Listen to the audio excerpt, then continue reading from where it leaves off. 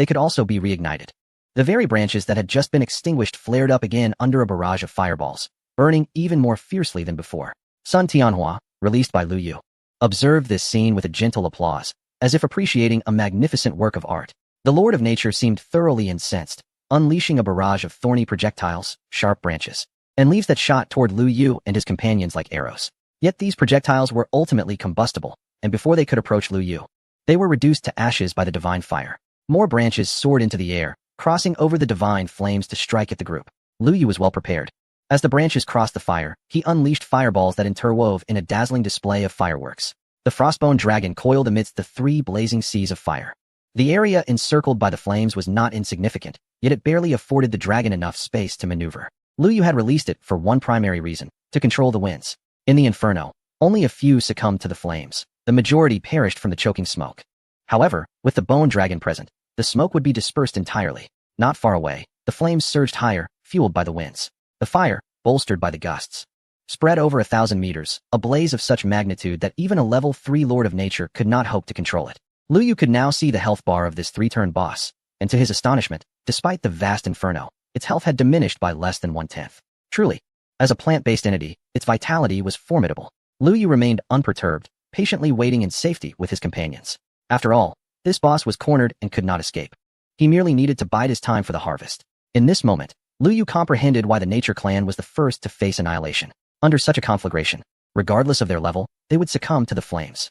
This disparity in levels could not compensate for their fate. Once the racial barrier was activated, a group of level 79 individuals awaited their second turn, and the prime source of experience would undoubtedly be these easily slain, immobile plants. Reflecting on this, one could not help but feel a pang of sympathy for the Nature Clan. Perhaps it would be merciful to grant them release. This thought took root in Lu Yu's mind and proved impossible to shake. Yet, the only obstacle was the inefficiency of such an endeavor. Across this vast expanse, countless plants thrived. If they were to be burned away one by one, it was impossible to predict how long it would take. The crux of the matter lies in the fact that he cannot remain here indefinitely. How can one ensure that the flames continue to burn brightly after his departure? Should he leave behind a cadre of fire mages? Lu Yu shook his head. He had just witnessed that relying solely on the fire mages was insufficient. If confronted by a being as formidable as the Lord of Nature, the flames could easily be extinguished. His gaze inadvertently drifted towards the slumbering golden crow. If its nether toxin could be cured, allowing it to remain here, that would be advantageous. Chapter 383. The second transformation, the inferno, continued to spread. And the third transformation of the Lord of Nature no longer posed a threat to Lu Yu and his companions. It was merely a matter of time before it met its demise in the flames. Lu Yu retracted 3 pieces of divine fire, allowing the frostbone dragon to forge a path ahead, while he and his companions advanced towards the very core of the Lord of Nature. Regardless of how colossal these plants might be, they originated from a single source, their initial growth place, which constituted their essence. As Lu Yu drew nearer to the core of the Lord of Nature, the branches writhing in the inferno became increasingly agitated, seemingly intent on breaking through the flames to obstruct Lu Yu and his party. However, the fire mages accompanying Lu Yu clearly had no intention of granting the adversary that opportunity. Upon witnessing a branch stir, they swiftly cast a fireball spell, shattering the branch, which was promptly reduced to ashes amidst the blaze. Brother, is this truly a third transformation of an alien race? It seems rather feeble, one remarked. Indeed, it appears we have done little, yet it is already gravely weakened, echoed another. The pure-hearted youth and dreamy Jiangnan expressed their astonishment. Throughout this battle against the Lord of Nature, they had merely observed, with dreamy Jiangnan not even having the chance to intervene. As none of the summoned beasts had yet dipped below half health, it was perplexing. When had battling a third transformation boss become so effortless? Isn't it better this way? If all alien races were this fragile, the resurgence of humanity would be imminent, Lu Yu mused inwardly, secretly wishing that the 4 major races possessed similar fatal weaknesses as the nature race, which would greatly ease his burdens. However, the pure-hearted youth seized upon another phrase in Lu Yu's words. Brother, did you just mention resurgence? Was humanity in the abyss once formidable? Historically, humanity might have been a dominant force. The reasons for its decline remain shrouded in mystery. This is merely conjecture based on fragmented information, and further exploration is needed to uncover the specific causes, Lu Yu replied, glancing at Sun Tianhua, who was walking beside them. Sun Tianhua had somehow procured a gourd of wine and took a swig, seemingly oblivious to Lu Yu's discourse, as if he had not heard a word. Regardless of the reasons behind humanity's decline, we shall reclaim our former glory, the pure-hearted youth declared, his fists clenched in determination. Lu Yu could not help but smile. It is not that simple. You witnessed the might of the 4 transformation golden crow last time. Such a formidable presence exists among the 4 major races. At least one of them, As Lu Yu spoke of the golden crow, the pure-hearted youth transformed into a withered eggplant, the cataclysmic flames still vividly etched in her memory. However, there was no need for despair. We will progress step by step and eventually return to our pinnacle. In the past, the third transformation son of the Nether pursued me relentlessly, and now, should I encounter him again, I possess a 50% certainty of capturing him. Alas, the son of the Nether is no longer present. Otherwise, Lu Yu would genuinely wish to recruit him. When dealing with one's most despised adversary, the most gratifying method is not to shatter them into pieces, but to have them willingly prostrate themselves at one's feet. As for the sentiment of turning enemies into friends, Lu Yu lacked such magnanimity. Perhaps only the so-called saints could achieve that. As the group chatted and walked, they swiftly arrived at the heart of the forest, the very core of the nature sovereign. Gazing upwards, they could clearly see a solitary green sapling standing amidst a sea of flames. Surrounding it, countless branches and vines valiantly shielded it from the encroaching fire. Yet, such resistance was destined to be futile. Did they not understand the proverb about stoking a fire with kindling, that as long as there is fuel, the flames will never extinguish? Leader, do you think this nature sovereign is the ultimate boss of their kind? The advanced plants proclaimed themselves as nature, and this third transformation sapling, calling itself the nature sovereign, exuded an air of superiority over all other flora. Before Lu Yu could respond, Sun Tianhua curled his lip. This tribe considers itself a powerful boss simply by establishing a territory, and being immobile, they believe themselves to be dominant. Each of their IDs is grandiose.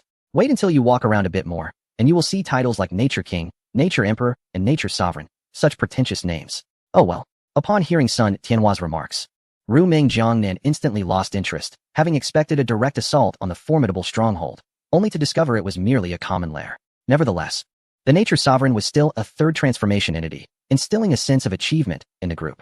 Lu Yu raised the Radiant Sun Staff, unleashing a torrent of flames directly beneath the sapling. The inferno consumed it rapidly, causing the Nature Sovereign's vitality to plummet. Within minutes, the sapling was reduced to a cloud of dust, and the surrounding trees and vines ceased their writhing struggle. The entire forest transformed into a beam of light and soared into Lu Yu's summoning space. Another third transformation summon was now at hand, and Lu Yu felt a surge of exhilaration. Once, he had revered even second transformation summons as treasures. Now, third transformation entities had become less of a rarity in his possession. Although the Nature Sovereign's weaknesses were painfully evident, it remained a being capable of single-handedly confronting a dragon. At least, the Frostbone Dragon would pale in comparison before it. With a single wave of his hand, a small sapling materialized before the group. It did not manifest its colossal form, but instead revealed itself in its most primordial state. Inquiring about their current location and any distinctive features in the vicinity, Sun Tianhua spoke up. A stationary plant was implored to produce a map of its kind, a request that was evidently unrealistic.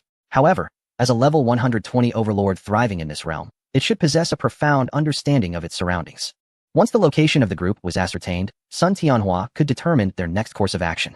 Following Sun Tianhua's suggestion, Lu Yu endeavored to communicate with the Nature Sovereign, only to swiftly encounter a dilemma. When issuing commands such as attack, retreat, or employ specific skills, the Nature Sovereign responded promptly. Yet, when tasked with illustrating concrete details, Lu Yu was met with a cacophony of chaotic emotions, rendering effective communication impossible. Previously, Lu Yu had only a limited array of plants at his disposal: a treant, a vine, and a thorny thicket that he had recently tamed but which had perished shortly thereafter.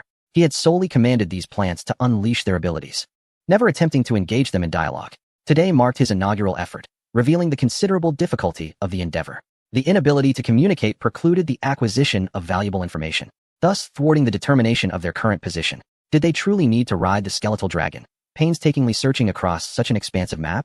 Chapter 384. The Realm of Consciousness. Contemplating this, the skeletal dragon beside him suddenly conveyed a mental message. Master, I possess a method to elicit its speech. What method? Lu Yu inquired. Through my realm of consciousness. The realm of consciousness. Lu Yu raised an eyebrow. Since taming the Frostbone Dragon, he had not adequately explored the intricacies of its realm of consciousness. His sole experience with it had occurred during a battle against two abyssal goblins, where the realm had failed to envelop them before being shattered by a wind spell. This had left Lu Yu feeling that the realm of consciousness was somewhat superfluous. Now, upon learning that it could facilitate communication with the Nature Sovereign, he was filled with delight. Upon nodding in agreement, the Frostbone Dragon's realm of consciousness enveloped everyone present. After a brief moment of disorientation, they found themselves within a castle. Lu Yu surveyed the surroundings, noting the striking resemblance to the castle of the Abyssal Lord's domain. Master, I have constructed this realm of consciousness based on the territory's castle, spoke a skeletal figure, humanoid, yet slightly taller than the average person. This was presumably the manifestation of the Frostbone Dragon, accompanied by a diminutive creature with a vibrant green head, undoubtedly the Nature Sovereign. The appearances of the others remained unchanged. identical to their forms outside the realm of consciousness. Master, I am the sovereign of nature. The diminutive creature with a green glow atop its head stammered. Clearly, it was still adjusting to speaking, yet communication had become feasible. Lu Yu glanced at Sun Tianhua. The next steps rested in the hands of this elder. Having never ventured into the territory of the Nature Clan in his previous life, Lu Yu was entirely unfamiliar with the circumstances here, thus leaving the role of guide to the elder. Judging by the pace of the sovereign's speech, it would take several minutes to convey the entirety of the situation. Lu Yu beckoned to the Frostbone Dragon, summoning it closer. Share with me the details of your consciousness space and its useful aspects. As the Frostbone Dragon was Lu Yu's foremost ally, it was imperative for him to comprehensively understand its capabilities. Initially perceiving the consciousness space as trivial, Lu Yu now recognized its potential for exploration beyond combat. Master, the consciousness space is essentially constructed by consolidating the awareness of all entities within a certain range, the Frostbone Dragon explained. I can create this space with remarkable realism, and the process of drawing consciousness into it is nearly silent. Unless one possesses special abilities or, as you did previously by chance, stumbles upon it, the consciousness drawn in remains oblivious. The entities pulled into this space become immobile in the physical realm. However, due to my need to construct and maintain the consciousness space, I too cannot move in the tangible world. After absorbing the Frostbone Dragon's description of the consciousness space, Lu Yu began to formulate some thoughts. What is the capacity of your consciousness space? How expansive can it become? My consciousness space can essentially be infinite, as you experienced last time, it replied. Although reluctant, Lu Yu nodded, recalling how he and others like the pure-hearted youth had wandered within the Frostbone Dragon's consciousness space for an extended duration without locating one another. Regarding the number of entities it could accommodate, the dragon affirmed that it could easily hold tens of thousands simultaneously, and even hundreds of thousands for shorter periods. However, if any third-tier beings were included, the capacity would significantly diminish, and they could likely be detected. In the case of fourth-tier entities, merely drawing them into my consciousness space would be a considerable achievement. When mentioning fourth-tier beings, the Frostbone Dragon expressed a hint of resignation. According to its account, it had once battled a fourth-tier entity and narrowly escaped becoming a bone shield. Nevertheless, under the current circumstances, Lu Yu did not require direct contact with fourth-tier beings. It appeared that the previous instance of the consciousness space being breached was an anomaly. In practical application, the Frostbone Dragon's consciousness space undoubtedly functioned as a formidable weapon. By simultaneously ensnaring thousands of individuals within this realm, although the Frostbone Dragon would be immobilized, as long as Lu Yu remained outside the consciousness space, he would be confronting a multitude of living targets. Without delving into distant matters, it suffices to say that during the next summoning of the Goblin Legion, there will be no need to worry about their self-destruction. One can simply command the Frostbone Dragon to draw them all into the realm of consciousness, while annihilating their corporeal forms from the outside. Lu Yu has begun to reassess the significance of the Frostbone Dragon's consciousness space. Young one, my inquiries are complete, and fortune smiles upon us. Our destination lies not far from here. Nearby, Sun Tianhua has already obtained the desired information from the Master of Nature, and the old man appears to be in high spirits. As the consciousness space dissipates, everyone's awareness returns to their physical forms, rendering the previous experience both surreal and vividly real. Young one, prepare to depart. Let us hasten to collect that flower. Please wait a moment. Lu Yu decided to test the power of the Frostbone Dragon's consciousness space. Just as the cooldown for his skill to summon legions concluded, he called forth the Goblin General. With a swing of its massive blade, a legion of 20,000 goblins materialized from thin air. Yet before these goblins could react, they stood rigidly in place, their expressions becoming vacant. Indeed, it was just as he suspected. A smile crept across Lu Yu's lips as he observed the Frostbone Dragon, which remained motionless, its pupils flickering with the fire of souls. Xiao Lu, gather those goblins. Xiao Lu is a name Lu Yu had coined for the Master of Nature, feeling somewhat disgruntled by the previous appellation. Upon receiving Lu Yu's command, Xiao Lu extended 2 branches, which swiftly grew in the air, enveloping the legion in an instant. Moments later, a flurry of beams of light surged into Lu Yu's summoning space, the branches stained with green blood. In less than a minute, the entire 20,000-strong legion was crushed and slaughtered. Xiao Lu retracted the branches, returning to its diminutive form as if nothing had transpired. Ah, the third transformation indeed proves formidable. Aside from a fear of fire, it stands as an undeniable weapon. Chapter 385. Heart of Nature. Lu Yu affectionately patted Xiao Lu's glossy head. Well done. I shall seek an opportunity to grant you a fire-resistant skill. Xiao Lu nuzzled against Lu Yu's pant leg, the leaves atop its head rustling gently. The bone dragon also returned from the consciousness space, shaking its head lightly to regain its normal state. The 20,000 fragments of consciousness vanished from its realm, leaving a slight discomfort in its wake. Meanwhile, the innocent youth and others observed the spectacle with a sense of amusement. It was an accepted truth that their elder brother was formidable. Witnessing even the most astonishing scenes had become routine. Was it not merely a matter of seconds to eliminate 20,000 goblins? There was nothing extraordinary about it. They believed that should their elder brother desire, he could effortlessly dispatch 200,000 goblins in the blink of an eye. In the eyes of the innocent youth and his companions, Lu Yu had long been perceived as an almost invincible entity. Can we leave now? Sun Tianhua inquired while absent-mindedly picking his nose, urging Lu Yu to proceed. In his youth, he had nearly reached this level of prowess. Given Lu Yu's exceptional talent, he felt no surprise. Let us go, Lu Yu exclaimed with delight, bolstered by newfound confidence in his ability to capture the elusive white flower. The frostbone dragon soared into the sky, with Sun Tianhua leading the way, guiding the dragon through the air. After their initial flight, Sun Tianhua had regained the sensation of soaring through the skies. Though he still harbored a slight fear of heights, standing normally was no longer an issue. Under Sun Tianhua's direction, the bone dragon glided over vast expanses of forests, grasslands, swamps, and wetlands, where numerous plant-based wild creatures thrived. Yet, none matched the likes of Little Green, with its tendrils reaching towards the heavens. After all, third transformations were rare. The nature tribe was not a large clan, and having 2 or 3 members with third transformations was commendable. Lu Yu and his companions merely encountered Little Green by misfortune, or, perhaps, by an excess of good fortune. Lu Yu now regarded the lower-tier nature tribes with a sense of disdain. Once the curse of the little golden crow was lifted, he would let it burn as it pleased. Internally, Lu Yu had already resolved to consume the entire nature tribe as part of his strategic plan. After all, once the racial barrier was breached, this tribe would face immediate extermination. It was far more meaningful to transform them into his summoned beasts than to allow them to become mere experiences for other foreign tribes. Almost there, just ahead. After 2.5 hours of aerial travel, the group arrived above a basin valley. The valley was shrouded in mist, obscuring the view below, but the rich moisture in the air suggested the presence of a large lake beneath.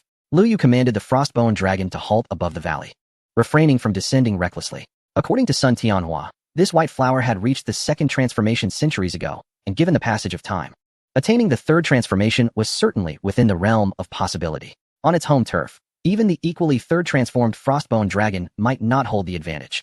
A misstep could endanger them all. The dense moisture below would undoubtedly diminish the efficacy of fire-based attacks. Ordinary mage's fireball spells would likely be extinguished upon release. Only Lu Yu's divine fire skills might retain some potency. However, this posed little concern, while the thick moisture rendered fire attacks difficult. Lu Yu possessed the frostbone dragon. The icy chill emanating from the dragon's body swiftly lowered the surrounding temperature by several degrees. Although Lu Yu and his companions were sheltered by the dragon, the drastic drop in temperature still prompted them to shiver. In response, Ru Mingjiangnan proactively produced potions, downing one each to gradually acclimate. The frostbone dragon flapped its bony wings, causing the temperature to plummet further. The water vapor closest to the dragon began to crystallize into myriad ice shards, cascading downwards. As the chill continues to spread, the moisture in the valley gradually condenses, falling with a crackling sound onto the frozen surface of the lake. Once upon a time, within the lair of the frostbone dragon, the entire chamber was enshrined in solid ice. Now, merely freezing a lake is an effortless task for the frostbone dragon. With the disappearance of the moisture, Lu Yu and his companions finally discerned the landscape beneath, a vast natural lake surrounded by lush grasslands and trees, with a small oasis at its center, crowned by a magnificent, pristine white flower. This must be the white blossom that Old Sun had mentioned. Lu Yu gazes intently and opens its attribute panel. Heart of nature, level 80 race, plant skills, pure and immaculate, fragrant aroma, fire resistance. Due to the mere 10 level difference, Lu Yu is privy to more information. Centuries ago, it was a second-tier entity, and astonishingly, it remains so after all these years, with no elevation in level. However, what intrigues Lu Yu the most is that this heart of nature possesses the skill of fire resistance. He glances at Sun Tianhua, whose expression reveals that even he was unaware of this skill's existence. It seems this ability was acquired over the centuries. Lu Yu clicks his tongue. Compared to the likes of Little Green, which solely seeks to elevate its level, the heart of nature undoubtedly displays greater cunning.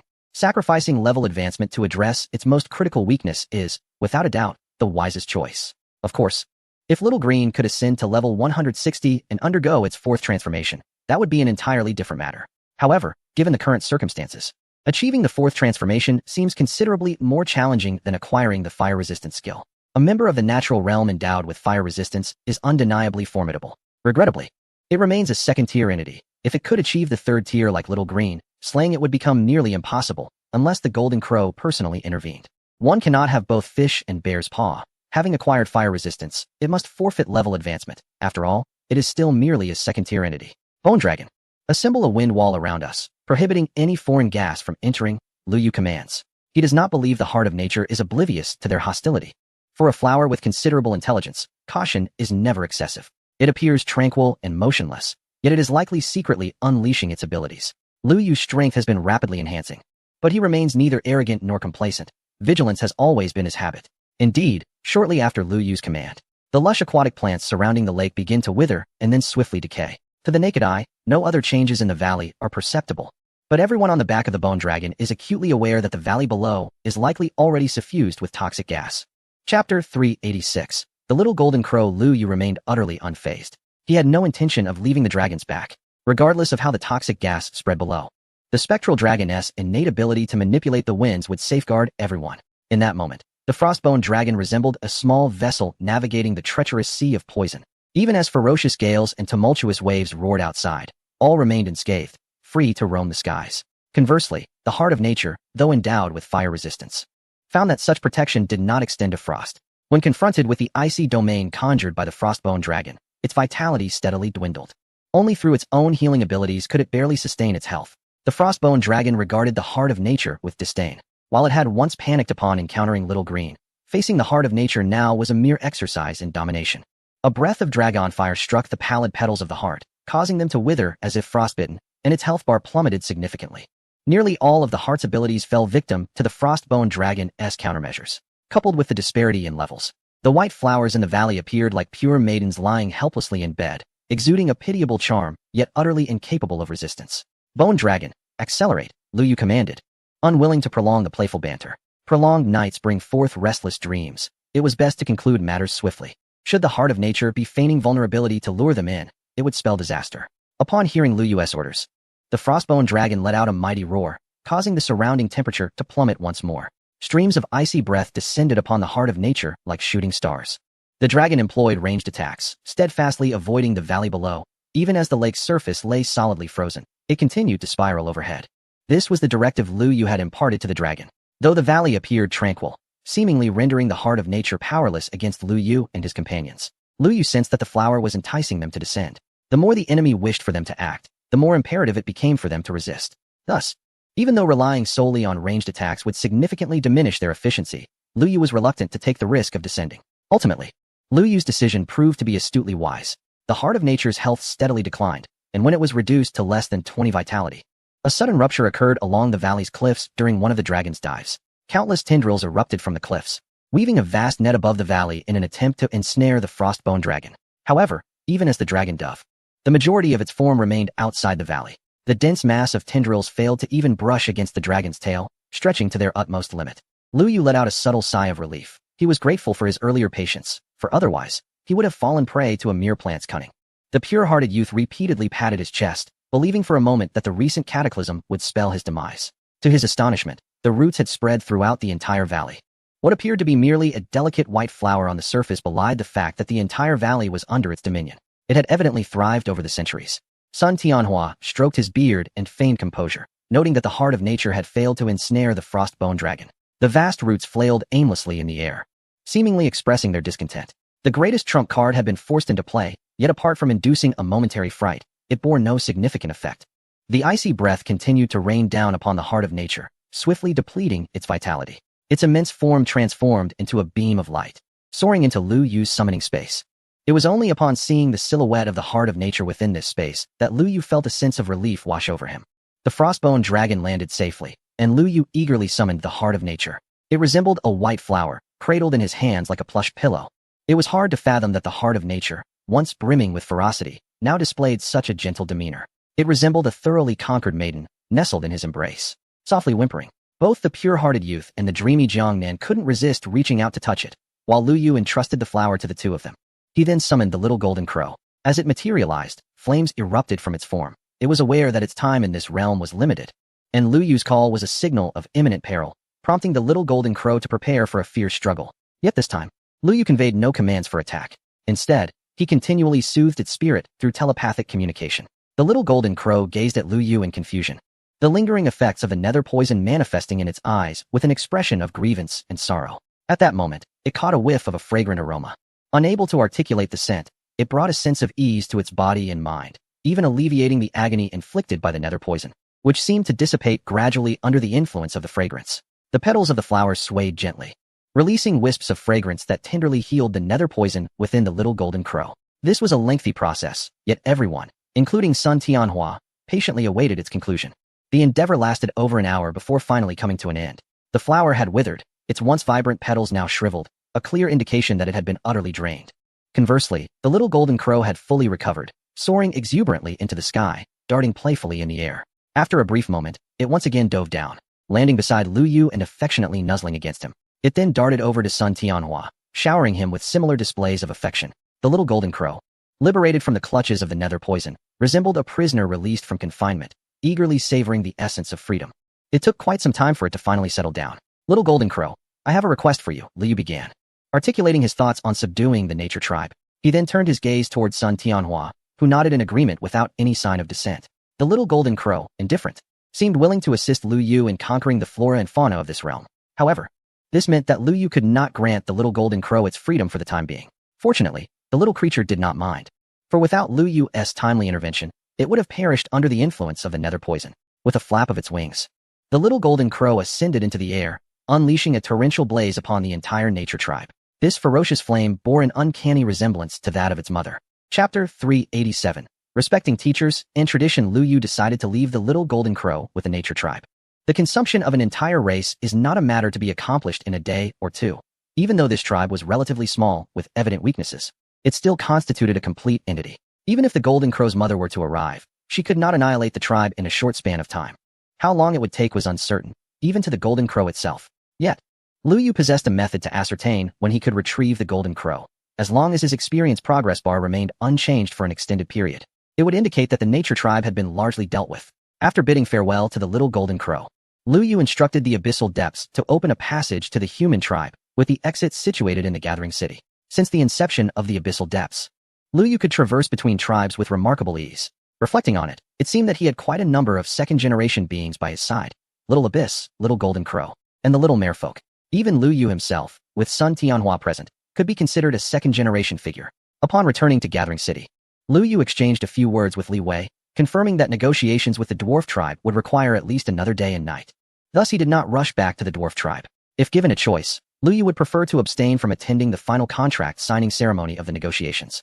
However, the dwarf tribe had persistently insisted, explicitly stating that if Qing Jiao, the abyssal summoner, did not attend, they would rather forego the alliance with the human tribe. The Huan Bureau also wished for Lu Yu's presence, for he had become the face of the human tribe, not merely as a mascot, but as a figure of genuine influence capable of steering the tribe's trajectory. Thus, in such grand occasions, the absence of a prominent figure often evokes a sense of unease. However, the general populace of players might remain oblivious to the significance of such grand events in the short term. The Huajing Bureau will merely announce the results achieved post-alliance under the guise of game version updates, adhering to the principles of gaming. For instance, following the alliance of the two clans, the human race will undoubtedly acquire a cadre of skilled artisans from the dwarven clan, and the emergence of these individuals necessitates a justification. Naturally, such matters are of no concern to Lu Yu, who has his own affairs to attend to. After traversing the realm of the nature clan, both the pure-hearted youth and the ethereal Jiangnan have ascended by a mere level, while Lu Yu himself has risen by 2. The sole reason for this is that upon returning to the human race, his leveling team disbanded, and the experience gathered by the little golden crow in the nature clan has all been transferred to Lu Yu. He now stands at level 72, and it is time to strive for the 80 level second promotion. Currently, there are but a handful of races in the abyss that have yet to unlock the first level main city, among which is the human race. For the humans to achieve resurgence, the resources from merely a few second level main cities are insufficient. However, before embarking on monster hunting to level up, Lu Yu must first pay a visit to 2 individuals. He stepped into the Lord's mansion, casting a glance at the grand hall where Sun Hanyu sat behind the table, reviewing documents. This sight alleviated Lu Yu's concern slightly. He feared that she might be off gallivanting to level up. In her level range, there are hardly any soft targets among the alien races, and one misstep could lead to her demise. Lu Yu certainly did not wish to provide yet another reason for vengeance against his mentor in his quest to revive the human race. It is most reassuring to him that Sun Hanyu can remain at ease as the lord of the gathering city. He wondered what recent stimulus had prompted her incessant urge to venture out and train. If she feels her level is low, she could simply wait until after my second promotion, and I would personally escort her to level up then, ensuring far greater safety. Lu Yu muttered quietly.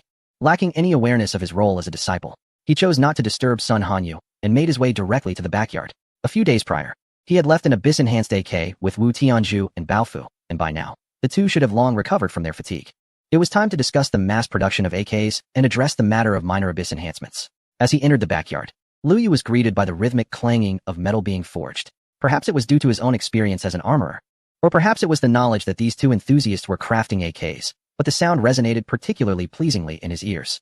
Baofu, you're mistaken. I believe there should be at least a 30-degree angle here. We have already tested it, and while a 30-degree angle can enhance the AK's power, it still fails to match the caliber of that bastard-S weapon. Nonsense. That's merely an issue with the other components. Here, 30 degrees is absolutely sufficient. No, you're the one talking nonsense. The other components are already in optimal condition. Further modifications will cause it to fall apart. What do you know about forging? You little brat? How many guns have you even seen, you old fossil? At the entrance of the courtyard, Lu Yu stood in bewilderment, questioning the discord between the two individuals who had always seemed harmonious. As he stepped further into the yard, he beheld the sight of an elderly man and a young one, their faces flushed and engaged in a heated argument. Wu Tianzhu wielded a hammer, striking the furnace with a resounding clang, while Bao Fu glared menacingly, gripping a gunstock tightly. It appeared they were on the brink of a physical altercation. On a nearby table, the modified AK, known as the Little Abyss, lay disassembled into its intricate components, accompanied by two thick piles of blueprints. What on earth was happening? Hadn't they already developed the AK? What could they possibly be arguing about? Upon noticing Lu Yu's presence, they rushed over in unison. Disciple, quickly enlighten your master on how you forged that enhanced AK. Yes. Master Qingjiu, what modifications did you make to those components? Caught off guard by their inquiries, Lu Yu hesitated. How could he explain the enhancements made to the AK? It was absurd. If he possessed such abilities, what need would he have for the two of them? Besides, the enhancement of that AK was entirely due to the Little Abyss undergoing a process akin to enchantment, which had nothing to do with modifying components. It would be unreasonable to summon the Little Abyss in front of them. Keeping the existence of the Little Abyss a secret was prudent. Lu Yu did not distrust the pair, but he feared that if they encountered the Little Abyss, their temperaments might compel them to insist on retaining it to elucidate the enhancement process. Ahem. The method of enhancing the AK is my proprietary secret and will not be divulged lightly. Refrain from further inquiries. Hey, you've grown quite skilled. Remember, it was I who taught you the art of forging. Wu Tianzhu retorted, puffing out his cheeks in indignation. Lu Yu, undeterred, shot back. What do you mean you taught me? You only took me under your wing because I provided you with wine and rescued you from the falling Eagle Peak. What else have you imparted to me? Every time you handed me those blueprints, did I not reciprocate with valuable ores and leather? And it was I who summoned Bao Fu to assist you in firearms research. This was a fair trade. Wu Tianzhu was momentarily at a loss for words, realizing that his disciple's statements held a semblance of truth. He could only huff and grumble about betrayal. Seeing Wu Tianzhu at a disadvantage, Lu Yu swiftly donned a smile. However, Master, if you wish to know how I enhance the AK, there is a condition. What condition? Before Wu Tianzhu could respond, Bao Fu interjected, his enthusiasm for forging rivaling that of Wu Tianzhu. Having remained silent previously, he was now alert and eager, ready to accept any terms in exchange for the method of enhancement. Wu Tianzhu glanced at Lu Yu, restrained by his position as a mentor and still stung by Lu Yu's earlier reprimand, choosing not to speak. However, the longing evident in his eyes betrayed his true feelings. Lu Yu maintained a smile, stating, it is quite simple, really. You just need to forge 100,000 AKs. 100,000 AKs? Are you attempting to exhaust us? Wu Tianzhu retorted, realizing from Lu Yu's grin that the young man was up to no good. Yet, the sheer magnitude of the figure left Wu Tianzhu further enlightened about his disciple's insatiable demands. Although possessing the schematics would simplify the process considerably, 100,000 was still an astronomical figure. Wu Tianzhu indeed sought methods of enhancement, but he was unwilling to be exploited by Lu Yu, especially since he was his own student. Unable to retaliate or scold effectively, Wu Tianzhu felt a sting in his pride. I am not finished yet, Lu Yu replied, his smile unwavering and even more radiant. We need not forge 100,000 AKs. If you can develop a few more types of firearms, I will compensate you at a rate equivalent to 48,000 AKs for each additional weapon. For instance, a Barrett or a Thompson, any type of firearm will suffice.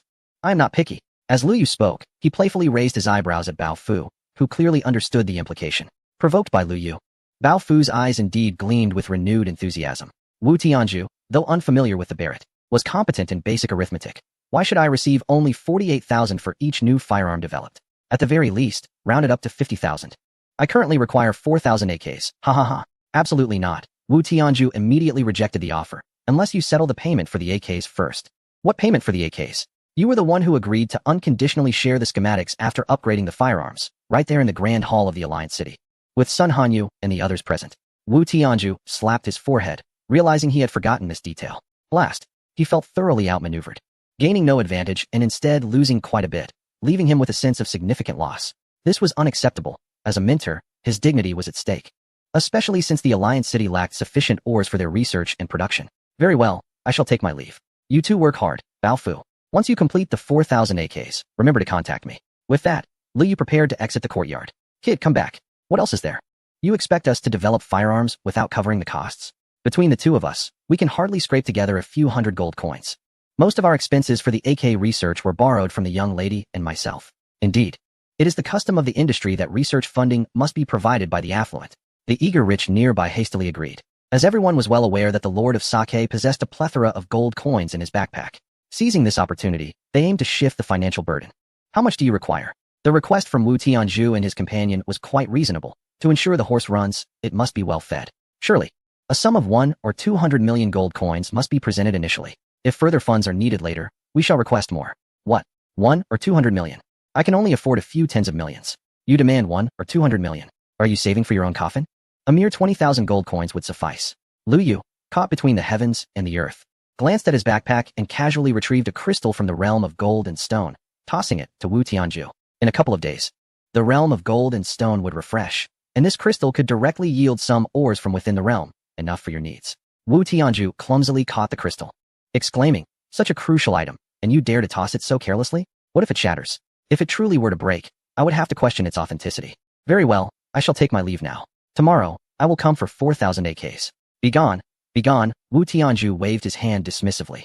Initially elated to receive the crystal, his mood soured upon hearing that Lu Yu would come for the AKs the following day. However, given the importance of the crystal, he refrained from refusal. For an ambitious blacksmith, nothing could be more enticing than the crystal from the realm of gold and stone. Furthermore, he discovered that the crystal contained a plethora of unutilized ores from Lu Yu, which heightened his excitement even further. Lu Yu observed the duo of Wu Tianzhu and the affluent youth as they resumed their study of the blueprints and scattered components, feeling quite satisfied. Originally, he had intended for Wu Tianzhu to forge the firearms, which would then be enhanced by the young abyssal entity, with the final product to be divided 55%. Now, he could acquire it without cost. Lu Yu had promised to share the methods of enhancement with Wu Tianzhu. At worst, he could have the young abyssal demonstrated again in his presence. As for Wu Tianzhu's inability to find another young abyssal to utilize this enhancement method, that was not Lu Yu's concern. Humming a tune, Lu Yu exited the courtyard, leaving behind 1 million gold coins. It would be unwise to exploit Wu Tianzhu excessively. After all, he was his mentor. Nonetheless, this part-time instructor now resembled more of an employee under Lu Yu's command. Since he required the labor, it was only fair to leave a modest payment. As for the 4,000 AKs, he would let the untroubled one collect them tomorrow. Lu Yu intended to return to his territory, as he had not diligently managed it since the Abyssal Lord acquired it. Although the territory was not vast, Lu Yu aspired to develop it into a secondary main city. Chapter 389. Security issues. The domain of the Lord of the Abyss is ensconced between the bustling cities of Ju Yi and Lingfeng, tightly encircled by these two secondary cities. Logically, such a location ought to be quite secure, as long as these two formidable strongholds remain unbreached. The alien forces cannot penetrate the territory of the Lord of the Abyss. Yet, in a previous life, the coalition of foreign races managed to breach Lingfeng City. Although the strength of humanity has seen a substantial enhancement this time, Lu Yu remains unable to fully place his trust in the situation. Despite his current ability to consume a goblin legion of 20,000 daily, this figure pales in comparison to the vast numbers within the entire goblin race. Humanity boasts a population of several tens of millions within Lingfeng City alone, and when combined with the 4 secondary cities, the total exceeds 100 million. Not to mention the novice villages and those yet to engage in the game. As the second largest goblin race in terms of population, their numbers are not insignificantly greater than that of humanity. Consuming 20,000 a day, even over a decade, would not suffice to diminish the goblin population by half. Furthermore, there exist 3 other alien races to contend with. Thus, Lu Yu remains pessimistic about the current state of humanity, even with an alliance forged with the dwarven race. Humanity's power remains modest when faced with the 4 great races. Perhaps in the eyes of these races, the overall strength of the dwarves is perceived as inferior to that of humanity. After all, the dwarven population is exceedingly small. Without their exquisite craftsmanship, they would undoubtedly rank among the lower tiers of races. Unless one of the 4 great races can be persuaded to join humanity, the odds of victory for humanity will remain significantly low. Therefore, fortifying the defenses of the territory is an imperative necessity. One must heed distant concerns to avert imminent troubles. Lu Yu utilized a return scroll, teleporting to the location of his domain. In contrast to the initial desolation upon its establishment, the territory now exhibits a bustling scene. Surprisingly, the majority of visitors are not subjects of the Lord of the Abyss, but rather players from other factions and independent adventurers. The reputation of the potions produced within the Lord of the Abyss has spread far and wide. Almost everyone is now aware that in terms of potion quality, Ju Yi City ranks first, while the territory of the Lord of the Abyss stands second. Moreover, seasoned players assert that the potions from these 2 territories belong to the same series, albeit the potions from Ju-Yi City possess a higher grade. Instances of potion shortages frequently occur in Ju-Yi City, prompting players unable to procure potions there to swiftly make their way to the Lord of the Abyss. After all, the teleportation array connecting the two cities makes the journey a mere blink away. As players level up, the significance of the territory as a transportation hub begins to manifest. Due to the vast expanse governed by Lingfeng City and the relatively low-level wild monsters in its vicinity, players seeking to enhance their leveling efficiency must venture further afield to hunt monsters of levels 40 to 50. It soon became apparent to players that many high-level maps are more accessible by teleporting to the Lord of the Abyss territory than journeying from either Lingfeng City or Ju-Yi City. As a result, an increasing number of high-level players began to congregate in the Abyss territory, forming teams and leveling up. This led to a rapid flourishing of the Abyss territory, while the finances of the Abyss Lord remained in a state of high surplus. However, corresponding issues began to surface, the most troubling of which was the matter of public safety. The Abyss territory, after all, was not the main city and lacked law enforcement authority. In the secondary main city, committing a crime would not only result in being expelled by high-level guards, but the city lord could also issue a bounty. In contrast, while the original guard force in the Abyss territory was still present, they had previously served solely the local leader, and their numbers were woefully insufficient.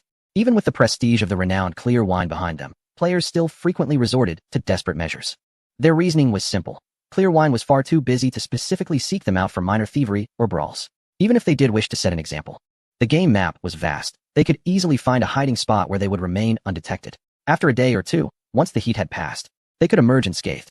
Liu did not deny that although such individuals were detestable, their logic was indeed sound. He simply could not afford to expend excessive energy on trivial matters. Over time, the consensus on the public safety issue in the Abyss territory became apparent to all. This greatly displeased Liu Yu. If a poor public safety reputation took hold, the Abyss territory would gradually devolve into a haven for criminals, a scenario he was determined to prevent. Upon arriving at the territory today, his primary objective was to address this issue. As he walked through the streets of the Abyss territory, many players recognized their guild leader.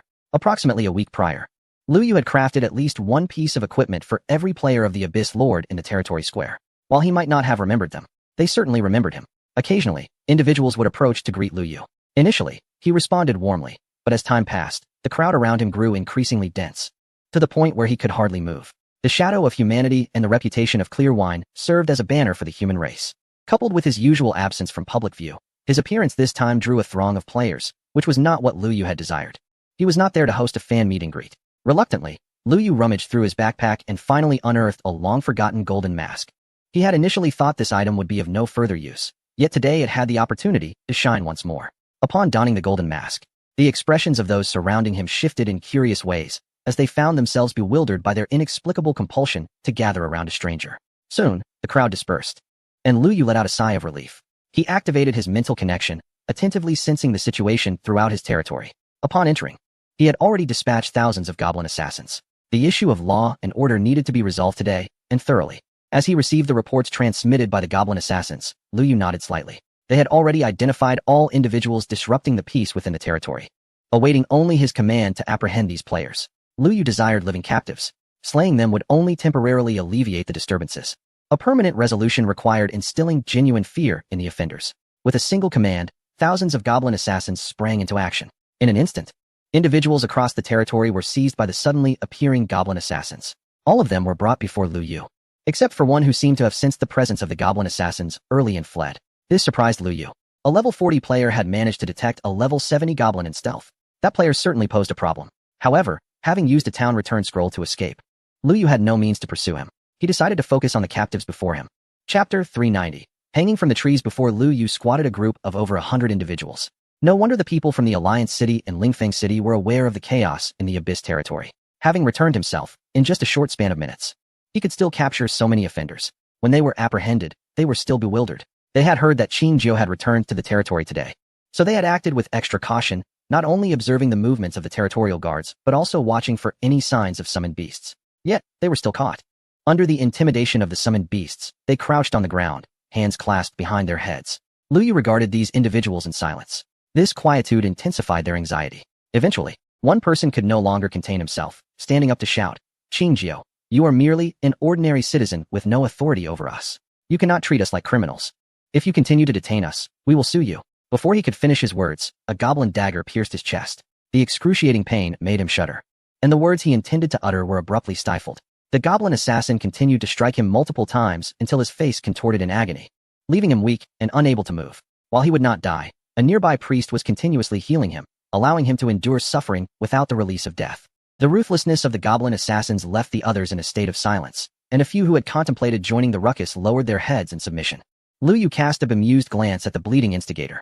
He genuinely felt a hint of amusement. Why was this fellow so naive? In reality, I am merely an ordinary citizen. However, within the realm of the game, I am Seishu, the lord of this territory. If you wish to file a complaint, go ahead and see if anyone will entertain your request. Lu Yu's words momentarily stunned the man speaking, who then realized he was in a game, not in reality.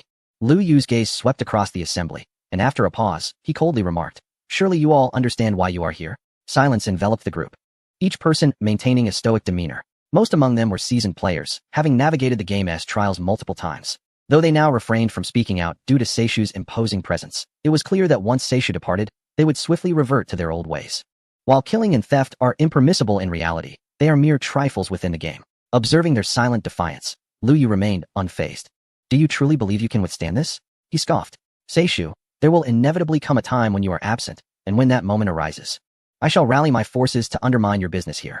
Another provocateur, yet Lu Yu gleaned something from his words. "It seems you must belong to a certain guild. Perhaps Aoshi or Yinming. Unable to confront my territory directly, you resort to underhanded tactics, attempting to turn my domain into your den of mischief." The man faltered under Lu Yu's scrutiny but stubbornly retorted, "I have always walked my own path. I am no acquaintance of Aoshi or Yinming." Lu Yu dismissed his defiance.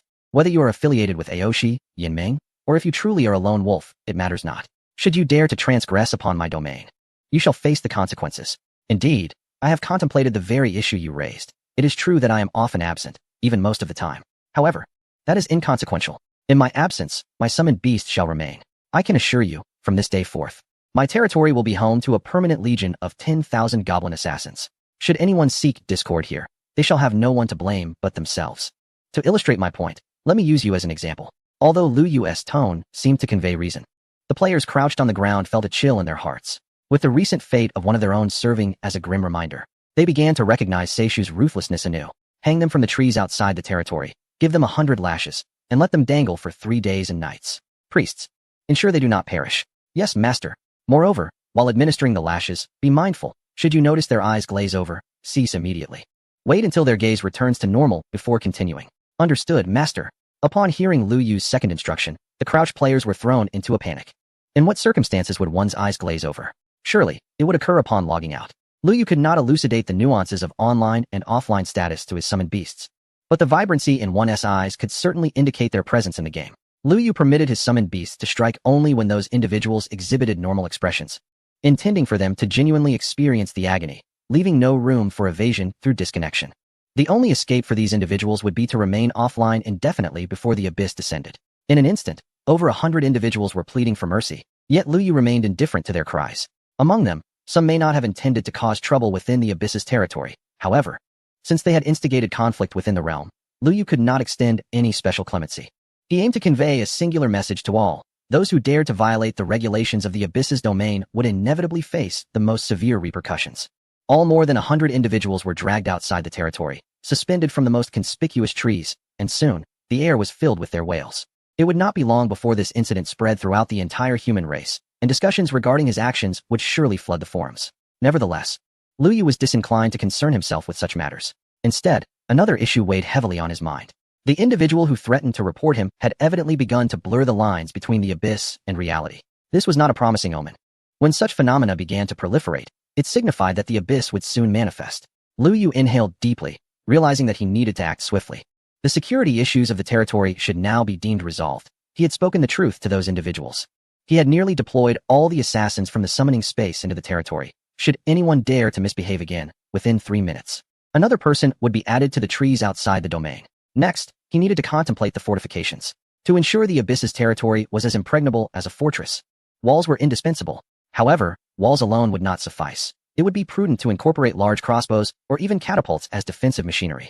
He pondered the progress of Chunju, wondering how he was faring with the war machinery. It was imperative that he not only learn but also practice.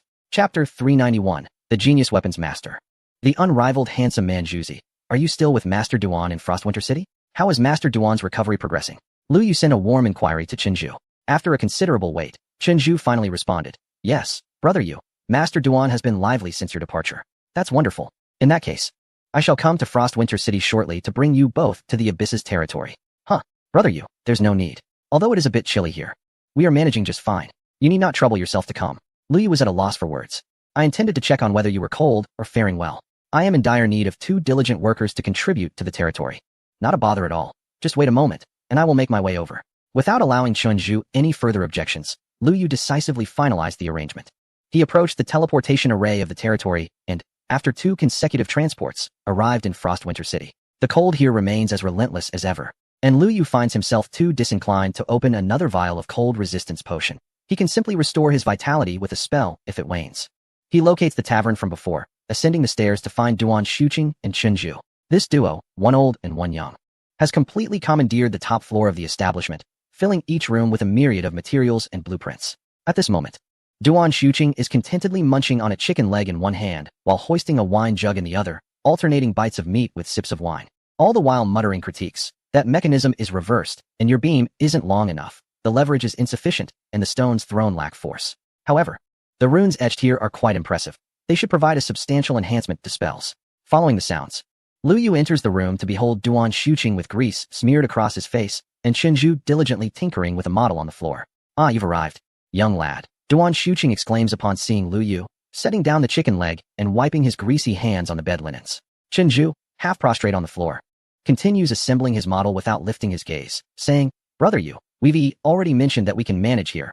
Why have you come in person? Lu Yu gazes at the engrossed Chenju, feeling both joy and concern. The young man's proficiency in his side endeavor has already reached an advanced level, and hardly 2 days have passed. If I don't come over, this place will soon resemble a rubbish heap. That's of little consequence, brother Yu. I've discovered that weaponry is truly fascinating. Once I began, I couldn't stop. Moreover, the mentor's teachings are exceptionally clear. He certainly lives up to his self-proclaimed status as a master. Duan Xuqing nods earnestly beside him. My judgment remains sound. The handsome lad learns swiftly, even to the extent of being deemed a genius in weaponry, reminiscent of my own youthful days. Observing that Chunju shows no signs of departure, Lu Yu feels a bit overwhelmed. He did not come here merely to witness these 2 indulge in self-congratulatory banter. Then why do you persist in fiddling with the models? Brother Yu, it's simply that our resources are limited. Lu Yu has indeed left a considerable amount of weaponry materials for them. Yet most of it consists of celestial stones, with scarcely any fundamental weaponry components.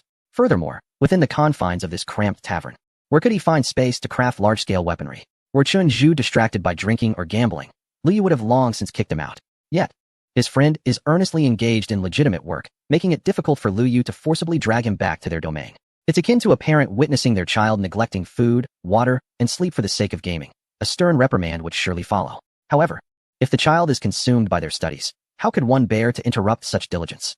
Were it not for the pressing need for a batch of city defense equipment, Lu Yu would gladly allow this old and young pair to dwell in the tavern for eternity. With no means to forcibly compel them, he resorts to gentle persuasion. Would you like to try your hand at crafting genuine weaponry? As soon as Lu Yu spoke, Chenju immediately halted his actions. His gaze fixed intently on Lu Yu. Brother Yu, are you serious? Of course, when have I ever deceived you? Ha ha, that's splendid. I've longed to showcase my abilities. Let us go. Let us return at once. Master, will you join us? Duan Xuqing sipped his drink, his demeanor nonchalant.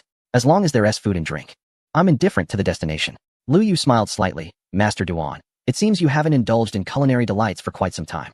Lu Yu's words carried a hint of implication.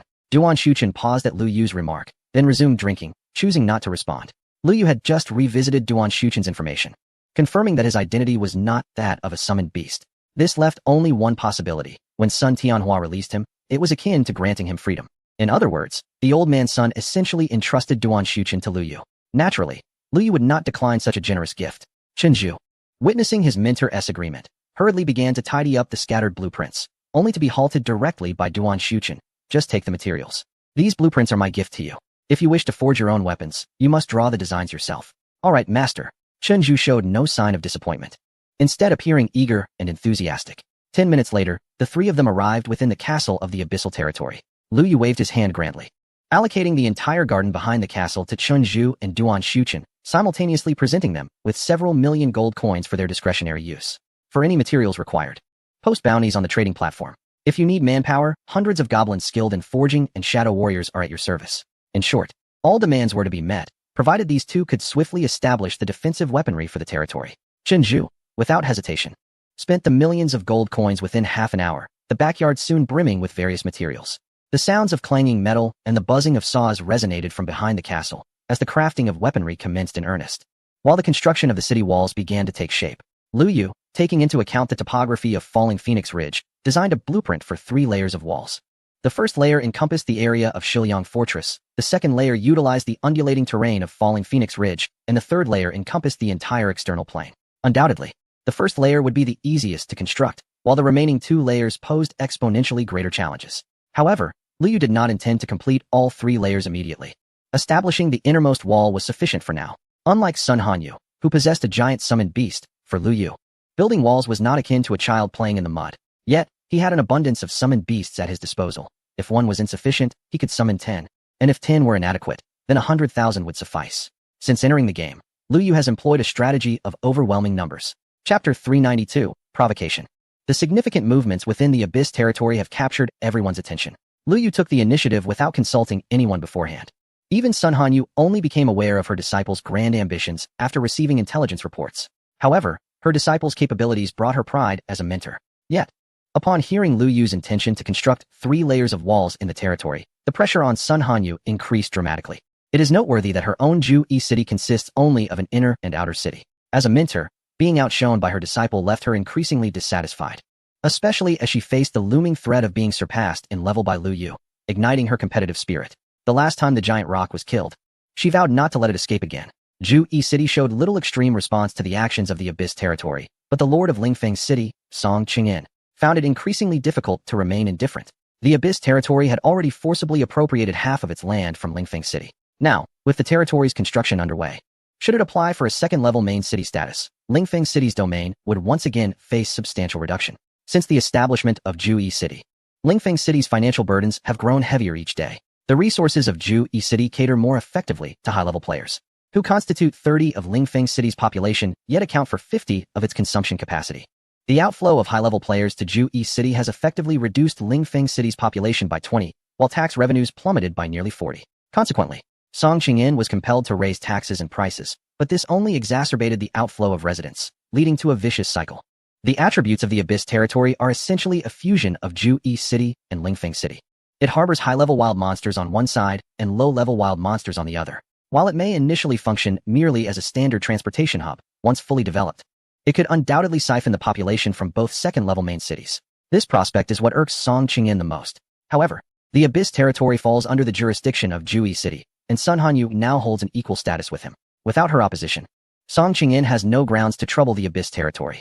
Were it another city lord, they might disregard jurisdictional boundaries and intervene. Yet, Song Qingyan is a staunch traditionalist, unwilling to tolerate any breaches of protocol, nor would he himself violate the rules. Ultimately, he finds himself in a position of helplessness. Lu Yu calculated this very aspect, which emboldened him to proceed with his grand construction without notifying anyone. With neither city lord voicing any objections, he felt no obligation to concern himself with the attitudes of the player-established factions. The strength he currently possesses is such that he could effortlessly unleash a goblin legion to obliterate any gang. Even in the face of 1,000,000 players once more, Lu Yu remains undaunted. Having meticulously arranged all matters, he leisurely reclines on the second floor of the castle, observing the industrious figures of Chunju and others in the garden below. The blueprints for several city defense devices have been completed. Having received the nod of approval from Duan Shuqing himself, Chunju has commenced work with a goblin, anticipating the completion of 2 city defense crossbows by day's end. Lu Yu now comprehends why construction sites are so exhausting. Yet, some individuals still relish the role of overseer. The sheer pleasure derived from watching others toil below without lifting a finger is indeed delightful. Suddenly, a dialogue box materializes, bearing a message from Ji Chao, the director of the second office of the Huan Bureau. Master Qingjiu, do you have a moment? Lu Yu raises an eyebrow at the message. Ji Chao should have been negotiating with the dwarves. Why has he returned early? And judging by his tone, it is evident that he has pressing matters to discuss. What is it, Director Ji? We encountered some difficulties during the negotiations and would like to request your assistance, Master Qingjiu. Ji Chao has discerned the fundamental reason behind the dwarves' willingness to collaborate with the human race. Faced with unsolvable issues, he has come to seek Lu Yu's aid. This young director speaks with remarkable directness, devoid of ambiguity or unnecessary embellishment. Such a demeanor might be deemed unrefined by those in high positions, who often favor a more nuanced approach. However, Lu Yu believes that as long as one is genuinely serving the greater good, that is the most effective method of work. It is rather the obfuscation of a simple message that is truly distasteful. Please elaborate. Lu Yu refrains from hastily agreeing. if the request is too outrageous. Even his presence among the dwarves may not garner respect. After all, he is still a nascent abyss summoner. We wish to invite the dwarves to send some craftsmen to the human realm to impart their expertise, but they have declined. We then attempted to purchase devices from them, which was also met with refusal. Master Qingjiu, you must understand the significance of these devices in warfare. Ji Chao succinctly outlines the issue, and Lu Yu immediately grasps the situation. While he may not be able to assist in every aspect, matters concerning combat devices are a different story. I understand. I will prepare and head to Craftsmanship Mountain with a team. Taking a team? Master Qingjiu, if we can avoid confrontation, it would be preferable, especially as we are on the verge of forming an alliance. Rest assured, Director Ji. Lu Yu closes the dialogue box and turns his gaze toward the garden, where Duan Shuqing is basking in the sun, savoring a cold drink. Master Duan, would you care to return to the Dwarven Realm? Return to the Dwarven Realm? No. I have no desire to go back. In truth, Duan Shuqing has already made a discreet visit to the Dwarven Realm, but having found it changed beyond recognition. He did not linger long. Let us revisit the current developments of the Dwarven race. I have heard whispers that their craftsmanship is on the verge of decline, with some dwarves even suggesting a relinquishment of weaponry in favor of dedicating themselves solely to the art of forging. What? Duan Shuqing sprang to his feet, exclaiming in fury, those little rascals dare to cast aside my weaponry skills? When do we return? Who among the dwarves wields the golden hammer now? I shall shatter that little one's bones. Lu Yu observed the enraged Duan Shuqing, nodding in satisfaction. Regardless of one's age, the art of provocation remains one of the most effective strategies, perhaps second only to the allure of beauty. Chapter 393. Ancestors. Duan Shuqing, seething with anger, felt an overwhelming urge to find an evil map and return at once. Lu Yu then leisurely descended from the castle, summoning the abyssal portal. Upon witnessing the portal, Duan Shuqing's fury was momentarily interrupted as he scrutinized the abyssal portal with newfound contemplation, only to be reminded of his wayward descendants, reigniting his rage. Lu Yu, observing silently, chose not to inquire further. Both the abyssal portal and Duan Shuqing hailed from Sun Tianhua, and it would have been peculiar if the two were unacquainted. As the portal opened, before Lu Yu could take a step, Duan Shuqing had already entered with remarkable speed, muttering curses under his breath. Since his last visit to the Artisan Mountain, Lu Yu had meticulously recorded its coordinates. Thus, this time, the portal opened directly at the entrance of the main hall of the Artisan Mountain. Inside the hall, representatives from both the human and dwarven races were engaged in a heated discussion regarding their alliance, with some pounding tables and glaring, while others hurled teacups at one another. A few, with tempers flaring, were on the verge of drawing weapons for a confrontation. At that moment, the grand doors of the hall were forcefully kicked open. The twin wooden doors swung like broken wings against the doorframe before crashing to the ground. The once boisterous hall fell silent, all eyes turning towards the two figures at the entrance, glaring in unison. Amidst such crucial discussions between the two races, who would be so foolish as to kick open the dwarven race's most treasured doors? Though the dwarves are but a moderate race, it is not within anyone's right to disrespect them. Just as a dwarf was about to unleash a torrent of curses, they fell silent upon recognizing the figure at the door wielding a golden hammer. All eyes turned to the three seated at the head of the hall. The only three golden hammer bearers of the dwarven race, their hammers neatly arranged beside them. The crowd's gaze shifted back to the dwarf outside, who also held a golden hammer, indeed crafted by the finest artisans of the dwarven realm. Those present, masters of the forging domain, could discern a forgery with but a single glance. The golden hammer is undoubtedly a genuine artifact, and its forging technique is even more ancient than that of the three golden hammers. The dwarven assembly that initially intended to rise in revolt fell silent. Despite the figure who forcefully breached the grand entrance of the Forge God's main hall, not a single dwarf dared to take the lead. To wield the golden hammer, one must belong to the dwarven race and have attained the third tier of advancement. Could it be that this individual has just recently ascended to the rank of golden hammer? Each dwarf harbored their speculations. But what puzzled them was that the figure before them appeared increasingly familiar, as if they had seen him somewhere before, though they could not quite place it. Especially as sunlight streamed in from the hall's entrance, illuminating the golden hammer, rendering the figure's features indistinct. The human delegation, standing nearby, was equally bewildered. Are you not able to recognize your own kin? However, with their height advantage, they quickly spotted Lu Yu walking in the rear. With the pillar of the human race present, there was no cause for concern. They could afford to observe the unfolding events. The human delegation relaxed, adopting the demeanor of spectators. Meanwhile, no dwarf dared to utter a word, and silence enveloped the hall, creating an eerie stillness. Now, all golden hammer bearers of the clan, come forth to meet me. Duan Shuqing's commanding voice shattered the stillness within the hall. His resonant tone reverberated throughout the grand chamber. As he stepped forward, the golden hammer scraped against the tiled floor, producing a jarring sound. Only then did the three golden hammers seated at the dais open their eyes. Like the others, they too felt an uncanny sense of familiarity upon seeing Duan Shuqing for the first time. While the two hammers on either side remained puzzled, the central figure, Zojin Hammer, suddenly recalled something. His eyes widened in realization as he scrutinized Duan Shuqing, who stood at the center of the hall. A look of incredulity washed over his face. There could be no deception. Even if one could disguise their appearance, the golden hammer and level cannot be faked. Zhou Jinhammer hastily descended from the dais, stumbling before Duan Shuqing, and with a thud, he knelt down. Ancestor. Ancestor above, please accept this humble descendant's bow. The sight of their foremost golden hammer prostrating in reverence startled all the dwarves present. None present in the main hall were fools. They did not believe that Zhou Jinhammer had suddenly lost his senses. Soon, a second individual recalled the statue of Duan Shuqing on the mountainside and promptly knelt behind Zhou Jinhammer. This was swiftly followed by a third, then a fourth, triggering a chain reaction, as all present began to comprehend the identity of the figure who had just forcefully entered their main hall. In an instant, the hall was filled with kneeling dwarves. Before the statue on the mountainside, they would not hesitate to bow, especially now that they had witnessed the living embodiment. Among those in the hall, many were direct descendants of Duan Shuqing. Although the means by which our venerable ancestor has survived for centuries remain a mystery, the figure standing before them is undeniably a true immortal. Duan Shuqing cast his golden hammer to the ground and, fixing his cold gaze upon Zhou Qinfeng, inquired icily, "Are you the current leader of the Dwarven clan?" "In accordance with the words of our ancestor, I am," Zhou replied. Duan Shuqing snorted derisively. "You are the one who has lost my legacy of battle gear and even intends to forsake it to solely advance forging techniques." Zhou Jinshui was taken aback. It was indeed true that the Dwarven clan had suffered a decline in battle gear craftsmanship, but he was not the cause of it. Moreover, who was the scoundrel spreading rumors about his supposed abandonment of battle gear? "Ancestor, our clan has long faced a deficiency in battle gear. Yet we have consistently sought ways to restore your former glory.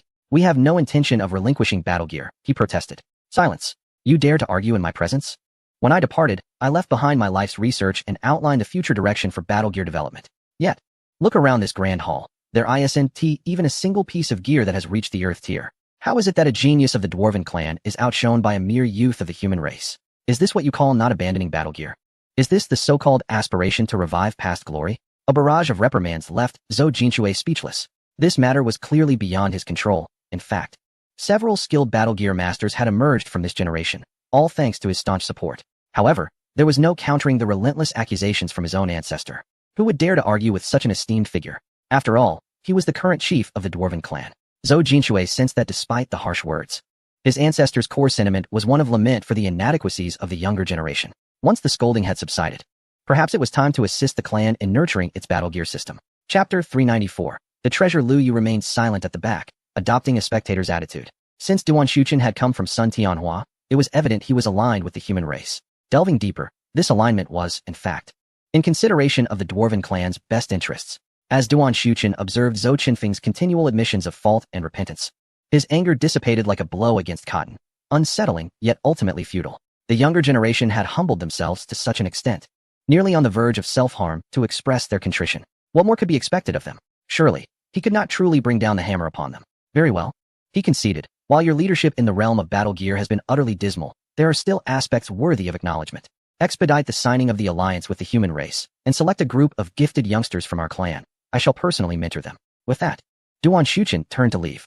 Zhou Jinshui felt a surge of joy. A torrent of scorn had resulted in the ancestor's commitment to personally guide the next generation. Truly a worthwhile exchange. "Ancestor, may I inquire where you reside now? How shall we find you in the future?" "I currently reside in the vicinity, and may I inquire about the name of your location?"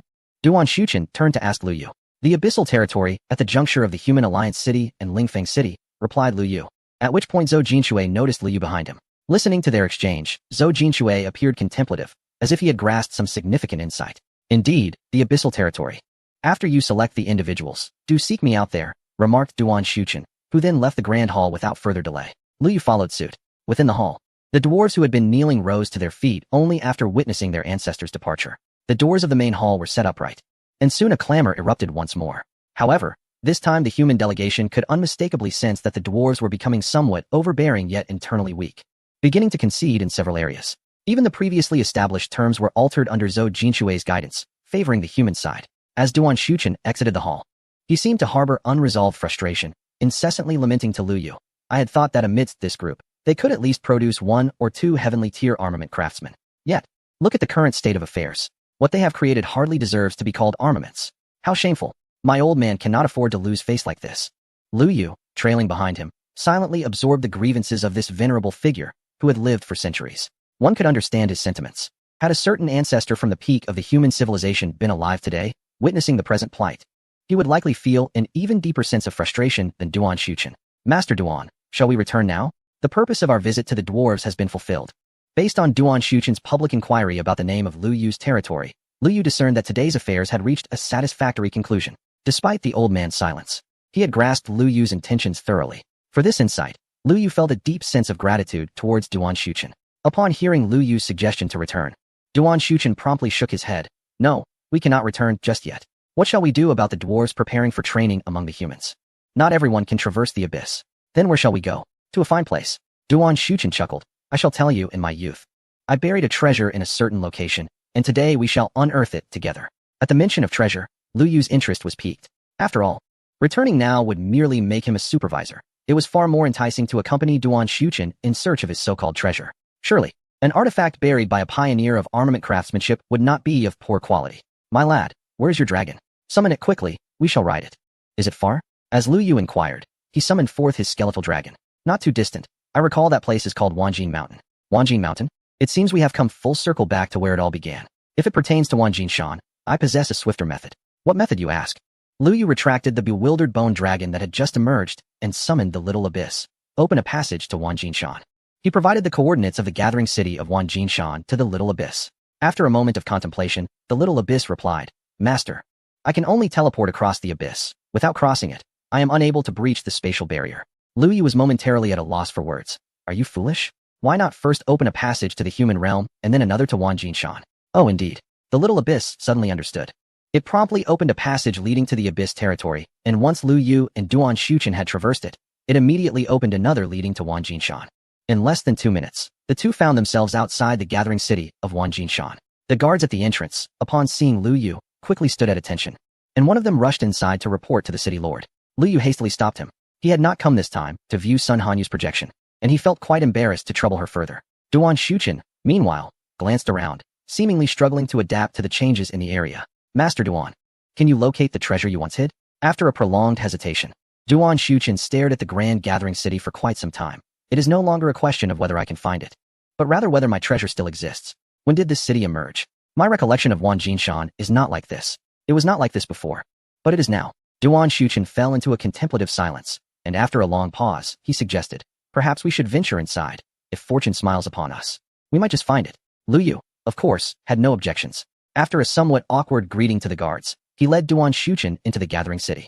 The city, devoid of players, remained as desolate as ever. However, this provided ample opportunity for Duan Shuchen to search for his treasure. Lu Yu allowed Duan Shuchen to search alone for a while, as he wished to seek out Sun Hanyu first. Since he was already present, it was only fitting to pay a visit to his half-mentor. After taking just a couple of steps, Lu Yu spotted Sun Hanyu approaching him on a dragon. The young dragon halted before Lu Yu, and Sun Hanyu dismounted. What's the matter? Have you encountered trouble again? This time, it is not trouble. He claims to have buried treasure here and wishes to retrieve it. As Lu Yu spoke, he gestured towards Duan Shuchen. Treasure? Is it contained within an iron box? Yes. The one speaking was not Lu Yu, but Duan Shuchen. Chapter 395. That girl before them stood a girl capable of vividly describing the appearance of the treasure she had hidden, which thrilled Duan Shuchen. Have you seen that iron box? Indeed, I have seen it, and not only that, I have even opened it. Sun Hanyu regarded Duan Shuchen with a playful expression as the latter stood a head shorter than her. Duan Shuchen's countenance flushed slightly. You were able to unlock that object? It's not an exceedingly complex mechanism. Taken aback by Sun Hanyu's remark, Duan Shuchen felt a moment of bewilderment. Although his skills in crafting were not as refined as they were now, they were nonetheless remarkable. Only a select few knew how to access it, rendering it nearly impossible for others. How did you? May I inquire how you managed to unlock it? To elaborate, I summoned my original self to do so. As a mere projection, I possess scant memories. Your original self is Duan Shuchen began to address Sun Hanyu with a tone of respect. Sun Hanyu then glanced at Lu Yu. Is this your new acquaintance? In the vicinity of Lu Yu, there were few who were unaware of the relationship between him and Sun Hanyu. Duan Shuchen's inquiry left Sun Hanyu somewhat puzzled. Meanwhile, Lu Yu, listening intently, gradually pieced together the situation. He first pointed at Duan Shuchen. This elder is acquainted with your great-great-great-great-grandfather. He then gestured towards Sun Hanyu. This individual is the projection of Sun Tianhua's great-great-great-great-granddaughter.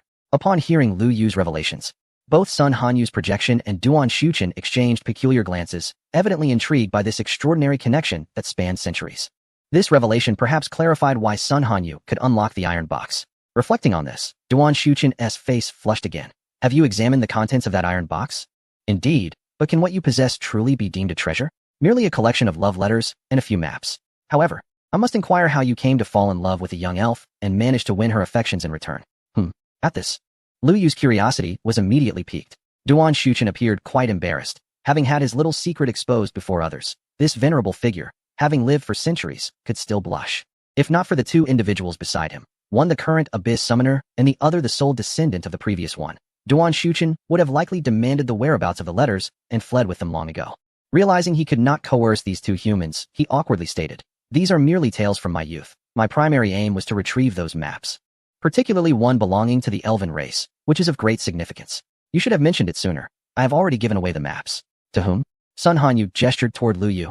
To the individual beside you. Lu Yu then produced the maps he had. And it became clear why Sun Hanyu's projection could gather maps from various races in the dwarven territory. It was because she had taken them from this very person. Having already uploaded the maps into the game system, they held little value for Lu Yu, so he promptly returned them to Duan Shuchen. Duan Shuchen, somewhat dazed, took the map, his expression tinged with melancholy. "Now that we have acquired what we sought, let us be on our way." "Huh. Oh, very well, let us depart." Duan Shuchen appeared momentarily taken aback, yet he promptly followed Lu Yu to leave the city of Ju-Yi. After taking just a few steps, a soft giggle emerged behind them from Sun Hanyu. "Enough of your teasing." Lu Yu also halted, sharing a knowing smile with Sun Hanyu. It must be said that although the Sun Hanyu before them was merely a projection, the synergy between her and Lu Yu was unmistakable. "If you do not bring forth those letters yourself, how can I be accused of teasing him?" Listening to their exchange, Duan Shuchen's cheeks flushed even deeper, nevertheless. He gazed at Sun Hanyu with hopeful eyes. "Do you truly still possess those letters?" "I do have them, though they are no longer in my possession." "Where then? Are they?" Duan Shuchen inquired, his urgency palpable, for those letters encapsulated his youth, representing the greatest regret of his life. Achieving early success, he had forged a new path, brimming with ambition. At the zenith of his prowess, he left the dwarf clan to follow Sun Tianhua, and throughout these centuries, he had no regrets. The only lingering sense of indebtedness and longing stemmed from that maiden of the elven clan. With the passage of time and the encroachment of age, his feelings had not waned. Rather, they intensified with yearning. "I had previously entrusted all those letters to my main body. As for where she discarded them, I cannot say." "Where is your main body now?" Duan Shuchen's impatience grew. "You would need to inquire of him." The focus shifted back to Lu Yu. Lu Yu shrugged. "Very well. I shall first lead you to your love letters, dear dwarf, and then I will return to collect you." Upon hearing Lu Yu's candid declaration, Duan Shuchen, whose face had just begun to regain its normal hue, turned crimson once more.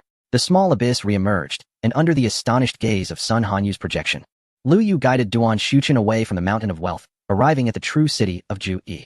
The exit coordinates had been set by Lu Yu to the backyard of the city lord's residence. As they emerged from the abyss, the air was filled with the clanging of metal. The entire backyard was replete with forges, where numerous masters of the forging trade were diligently wielding their hammers, crafting various components. To one side of the yard, two figures were seated. That cursed sake demands 3,000 units up front. As if creating an AK were merely a means to satisfy his base desires. With each production run, he believes he can yield billions. Clever apprentice, fortunately, you thought to employ this assembly line method. It is an assembly line, master. It is not merely my cleverness, but rather a common practice outside. Were it not for the final assembly process requiring an armorer's expertise, we could both liberate our hands to continue our research on that enhanced AK. Precisely. It is indeed an assembly line, which is why that scoundrel Qingjio is such a rogue. Alas, he truly is a... Well, the sake master isn't entirely unremarkable. Fortunately, he left behind a trove of gold coins, or else we would be unable to afford such a multitude of workers. Why do you still defend him? He is absent. If he were before me now, I would not hesitate to confront him, Wu Tianzhu declared, grasping the freshly assembled AK in his hands. Adopting an expression that suggested imminent action, suddenly, he noticed that his shadow appeared to have lengthened. No, it wasn't the shadow that had grown. Rather, someone stood behind him, casting an elongated silhouette. Wu Tianzhu swiftly turned around, only to be met by the warm smile of Lu Yu, causing an icy dread to envelop him. Damn it, when did this fellow appear? Chapter 396, Is my grandfather still alive? Wu Tianzhu faced Lu Yu, forcing a stiff smile. Yet, he suddenly recalled his role as a mentor, deeming such a smile inappropriate, and thus replaced it with a serious demeanor. Disciple, the time to collect the goods has not yet arrived. Why have you come so early? I was sneezing incessantly and thought that perhaps you were missing me, master, so I decided to come by for a visit and, incidentally, leave some working capital. However, it seems you do not require any at the moment. Who said that? Who said that? I want it. Wu Tianzhu replied without hesitation. Who would ever scoff at possessing more wealth? Yet, Lu Yu was not inclined to acquiesce, having just endured a tongue lashing from the old man. There was no way he would bestow more coins upon him. Moreover, the previous sum of 1 million was ample for his needs, provided he refrained from purchasing materials. How many more AKs do I need? The sake master has completed most of them. Only about 100 remain. The wealthy artisan answered promptly. Lu Yu, upon hearing this, was somewhat taken aback. The efficiency of this old man and young lad was indeed remarkable. It had barely been half a day, and they were nearly finished. I will first seek out my mentor and return shortly to collect the goods. With that, Lu Yu, accompanied by Duan Shuqing, made his way directly to the hall of the city lord's residence. Behind them, Wu Tianju observed Duan Shuqing's departing figure, a slight frown creasing his brow. Master, what is the matter with that dwarf? Wu Tianju clicked his tongue. That dwarf is likely at least a third tier. A third tier? That is not the crux of the matter.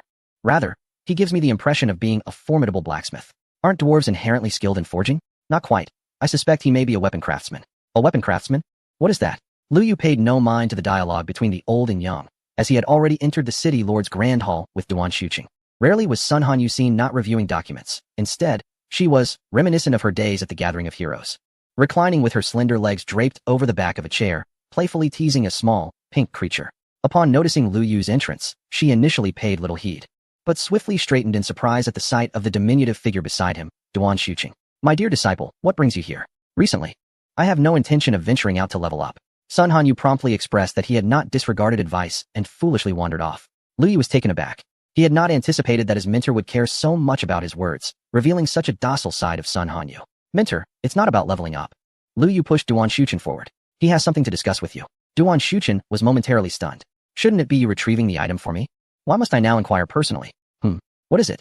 Without facing his disciple, Sun Hanyu instantly donned a serious expression. It's that, Faced with Sun Hanyu's inquiry, Duan Shuqing became somewhat tongue-tied. For a man of his age to ask a young girl for a love letter he had written in his youth was rather humiliating. Nevertheless, in order to reclaim the item, he took a deep breath and explained the situation vaguely. Upon hearing Duan Shuqing's words, Sun Hanyu displayed a peculiar expression. You are too late. Duan Shuqing's heart sank. He wondered if this young lady had carelessly burned his love letter, treating it like waste paper. Some time ago, when I was establishing the Fountain of Life in Jui City, I happened to return those items to her other owner. The other owner naturally referred to the elven girl with whom Duan Shuqing was infatuated. A girl of several hundred years. The elves are known for their longevity. Living for hundreds or even thousands of years is not unusual. Upon hearing this response, Duan Shuqing first sighed in relief, but then quickly grew anxious again. Did she say anything when you gave it to her? Nothing much, just a simple thank you. I suppose everyone thought you had long since perished. Is she married? I don't know. It's not as if I were in a relationship with her. Why should I concern myself with such matters? Duan Shuqing found himself at a loss for words. Having just learned that Sun Hanyu had met the girl he cherished, he had hoped to glean some information about her. Yet he received nothing, leaving his heart, already weighed down by despair, with a flicker of youthful vitality. Is there anything else you wish to ask? Duan Shuqing opened his mouth, but ultimately shook his head. Nothing more. You may leave for now. I need to speak privately with my disciple. Duan Shuqing glanced at Lu Yu. I will wait for you in the backyard. With that, he hunched his back and exited the lord's hall. Sun Hanyu waved her hand, and the two grand doors of the hall promptly closed. She had already discerned that the individual before her was a follower of her great-great-great-grandfather. His presence now raised the question of whether her great-great-great-grandfather still lived. This inquiry was quite serious, and judging by Duan Shuqing's earlier demeanor, he was clearly evading the matter. It seemed unlikely that she could extract any information from him. Do you think it's possible that my great-great-great-grandfather is still alive? Indeed, his second transformation is still within my summoning space. Lu Yu, observing the expression on Sun Hanyu's face moments ago, could discern that she was inclined to inquire about this matter. Presently, the Sun family is left with only Sun Hanyu. Thus, upon suddenly hearing news that their ancestor might still be alive, she could hardly conceal her excitement, especially in regard to Sun Tianhua, who, to her, may hold a significance even greater than her own parents. For many years, she had been confiding in her ancestor while outside the trial grounds. However, Lu Yu himself was uncertain of a definitive answer to her question. To assert that Sun Tianhua is still alive seems implausible. Even an abyss summoner cannot surpass the limits of lifespan. Conversely, to declare him deceased would also be inaccurate, a second transformation existing within his summoning space, while a third transformation likely remains in some inescapable realm. Lu Yu remained silent as Sun Hanyu continued. I know you must be more formidable than my ancestor. There must be countless threads connecting you both. Qingjiu, I implore you to assist me in locating my grandfather, if you would. As she spoke, 2 tears cascaded down her cheeks. Witnessing this, Lu Yu was tempted to summon Sun Tianhua immediately. Yet, he ultimately restrained this impulse and simply nodded, rest assured. I will ensure that you reunite with your grandfather. Exiting the city lord's hall, Lu Yu, burdened with a heavy heart, made his way to the backyard, only to discover Wu Tianju, Duan Shuqing, and Bao Fu seated together. The elder and the younger had ceased their forging, and all three wore expressions of excitement, as if engaged in a fervent discussion about something. Chapter 397. The embryo of truth. All three were wielders of hammers, distinguished only by the slight variations in their forging endeavors.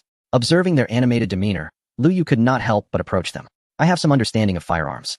But what is this? It appears to be of a much higher caliber than a firearm. Duan Shuchen picked up a crafted AK and casually handled it.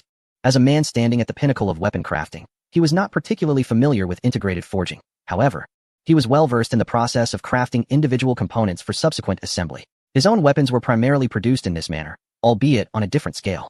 To Duan Shuchen, these individuals seemed less like weaponsmiths and more akin to creators of battle equipment models. Yet, the power of this model appeared to be extraordinarily potent. Wu Tianzhu, as a celestial-grade armorer, possessed a certain pride, especially when observing this fellow, who was of similar age, casually toying with the AK that they had painstakingly crafted, even offering critiques and pointers. This irked Master Wu. Do not compare our AK with those crude firearms. They are simply not in the same league. What is this thing called? AK? An AK, a type of firearm, a long-range weapon with a caliber of 7.62 millimeters, capable of both automatic and semi-automatic fire. As Bao Fu stood to the side, Duan Shuchen picked up an AK and, aiming at an empty space, unleashed a series of shots, smacking his lips in admiration. What a fine piece. The principles employed within are rather intricate, to the point that I find them somewhat elusive. Humph. How could an old fellow like you possibly comprehend such high-grade goods? Wu Tianzhu continued to unleash his taunts, having harbored a sense of displeasure towards the old man since earlier. In the presence of Wu Tian, the renowned weapons master and creator of firearms, the audacity displayed by Duan Shuchen was particularly irksome. Duan Shuchen remained unfazed, continuing to speak to himself. However, there are a few drawbacks. With a smirk, he added, "Oh, you can discern its shortcomings as well. For instance, the most significant issue with this firearm is its blue consumption. Its greatest power lies in its rapid-fire capability. Yet that would swiftly deplete the blue gauge of an ordinary individual, leaving them unable to fire more than a few times." Right from the outset, Duan Shuchen unveiled the most fatal flaw of the standard Alaska. Wu Tianzhu was momentarily rendered speechless. The blue consumption of the AK had always been his greatest vexation. Despite extensive research alongside Bao Fu, they had yet to resolve this issue, while Lu Yu's enhanced AK had managed to address it. Wu Tianzhu found himself unable to comprehend the method behind such enhancement. This was fundamentally why he had endured and submitted to being a subordinate to Lu Yu, secretly vowing to teach his unruly apprentice a lesson once he deciphered the enhancement techniques. However, even if Duan Shuchen pointed out the problem, Wu Tianzhu could not afford to acknowledge it, all for the sake of pride. The effective range of this weapon is twice that of a Bao, and its power significantly surpasses that of a Bao. A higher blue consumption is only to be expected. No. The high blue consumption is merely one of its drawbacks. My greatest confusion lies in why such a potent weapon has been fashioned into such a compact form. Wouldn't it be better to increase the caliber, enhance the weight, and extend the range? Duan Shuchen, being a weapon craftsman, naturally approached the problem from the perspective of weapon fabrication. Yet, upon hearing this, Wu Tianzhu couldn't help but nod in agreement. What you say seems quite reasonable. However, doing so would render it cumbersome for mobility. Perhaps we could consider adding 2 wheels to it. With increased power, the blue consumption would also rise, making it impossible for a single person to wield. We could eliminate its blue consumption altogether. I have a solution. We could integrate the crafting methods of the weapon, requiring only suitable materials for enchanting, similar to a trebuchet, where the moment a stone is launched, it receives an enchantment. Then we must produce ammunition. If we utilize physical ammunition, we can enchant it as well. I know a formation master who can engrave an explosive formation onto it. That would be splendid. I've been pondering how to optimize the trebuchet. It's large, unwieldy, has a short range, and a slow firing rate. Duan Shuchen and Wu Tianzhu exchanged ideas, and the atmosphere quickly grew fervent. Beside them, the wealthy individual frequently interjected with his insights, which profoundly inspired the 2 elderly gentlemen, particularly Duan Shuchen, whose admiration for the wealthy man's perspective grew increasingly evident. As Lu Yu listened to their fervent discourse, an unsettling sense of familiarity enveloped him. Were they not discussing the cannon? Or perhaps, under their modifications, it would be more aptly termed the magical crystal cannon? Observing the animated discussion among the group, Duan Shuchen appeared reluctant to depart, igniting a sense of foreboding within Lu Yu. Duan Shuchen was a pivotal force in the development of his territory, despite his seemingly idle presence in the backyard. His mere existence provided Qinzhu with a valuable resource for guidance. If this old man remained here, what would become of Qinzhu? What of the advancement of his territory? This simply could not be allowed. Clearing his throat, Lu Yu forcefully redirected the trio's attention towards himself. The concept you just discussed intrigues me, yet according to your descriptions, the construction of such a device would be rather substantial. I fear this small courtyard may not suffice for your endeavors. Wu Tianzhu readily agreed, acknowledging that while the courtyard might suffice for crafting an AK, It was utterly inadequate for the ambitious weapon they had just envisioned. In my territory, there lies a vacant plot that could be transformed into an impressive forge with minimal modification. Moreover, my domain is abundant in Tianji stones, ensuring a reliable supply of materials. Wu Tianju's eyes sparkled with excitement. Their earlier discussion had highlighted numerous applications for Tianji stones, yet the resources from Lu Yu's crystallized treasure trove had been thoroughly depleted. The prospect of material acquisition thrilled him. What are we waiting for? Let us prepare to depart. Wu Tianju could hardly contain his eagerness. The wealthy individual began to gather his belongings, while only Duan Shuchen cast a contemplative glance at Lu Yu. In response, Lu Yu smiled. Perhaps I shall visit the elven tribe in the future. Would you care to accompany me? Upon hearing this, Duan Shuchen's expression flushed anew. Chapter 398. The treaty is signed. 3,000 AKs have been meticulously crafted. Wu Tianju and the others have already transmitted to the abyssal territory. Lu Yu carefully stored the mountainous pile of AKs before presenting them to Little Abyss. Moments later, 3,000 abyss-enhanced AKs came into existence. Lu Yu, brimming with enthusiasm, hurried to the Lord's hall, where he found Sun Hanyu. Esteemed mentor, I have these for you, Lu Yu declared, presenting 1,000 AKs to Sun Hanyu. Place them in the weapon shop of Jui City. The players will certainly clamor for them, but do ensure they are not all sold at once. Sun Hanyu regarded Lu Yu with a teasing glint in her eye. What is this? Have you lured away my chief armorer and only offer me this paltry compensation? Lu Yu chuckled awkwardly. Never mind. Ever since that old fellow went mad last time, he has scarcely forged any equipment for the City of Unity. Leaving it in your hands might indeed lead to some fruitful exploration. Heh. Thank you, mentor. Do not be too hasty in your gratitude. I have yet to finish. You may take that old man Wu, but in the future, I require a steady supply of those AKs. My City of Unity must possess distinctive items. Otherwise, once they are sold out, there will be nothing left to sell. Rest assured, mentor. Old Wu has already signed a binding contract with me. He still owes me 40,000 AKs. When the time comes, we shall each take 20,000. Sun Hanyu chuckled. Very well, it shall be done. The master and disciple exchanged affirmations, clearly outlining the arrangements for Old Wu. Upon leaving the Lord's Manor, Lu Yu received news from Ji Chao. The negotiations with the Dwarven clan regarding their alliance were nearly complete, and he hoped Lu Yu could attend the signing ceremony. This had been previously agreed upon, and Lu Yu would naturally not refuse. Moreover, he intended to bring back some talented craftsmen from the Dwarven clan to assist Duan Shucheng and others in their research on the mana crystal cannon. As additional hands would be indispensable. As darkness gradually enveloped the sky, Lu Yu first sought an open area and, as was customary, subdued the Goblin Legion of the day. Ever since acquiring the consciousness space of the Frostbone Dragon, Lu Yu could effortlessly absorb the entire Legion without suffering losses due to the Goblins' mutual self-destruction. After subduing the Goblin Legion, Lu Yu refrained from returning to his territory. He had already conveyed the situation regarding Duan Shucheng and the others to Shi Wujing and Chenju, instructing them to make the necessary arrangements. Lu Yu then summoned the Abyss and made his way directly to the Dwarven clan's god of Crafts Mountain. The alliance negotiations had concluded, and the previously tense atmosphere at the negotiation table had dissipated, replaced by a scene of joyous celebration. As the banquet was about to commence atop God of Crafts Mountain, both parties would formally sign the alliance treaty during the festivities. Ji Chao had already forwarded the contents of the treaty to Lu Yu. It was an extensive document, encompassing tens of thousands of words detailing various aspects from combat to daily life, and from technological sharing to commercial exchanges. The sheer volume made Lu Yu's head spin, prompting him to request Ji Chao for a concise summary. After reviewing the summarized content, Lu Yu could not help but nod in approval. The Dwarven clan had made significant concessions, with the treaty predominantly outlining the responsibilities of the dwarves in providing personnel, resources, and technological support to the human race. The only aspect favorable to the dwarves was the stipulation that, in the event of an invasion by external forces, the humans must assist the dwarves in battle, ensuring their own safety. Should the dwarven lands be comprehensively invaded, the humans were obligated to shelter the dwarves. Notably, Lu Yu was specifically mentioned. The Dwarven clan required that whenever they faced large-scale warfare, as long as Qing Jiu was available, he must assist the dwarves in their struggles.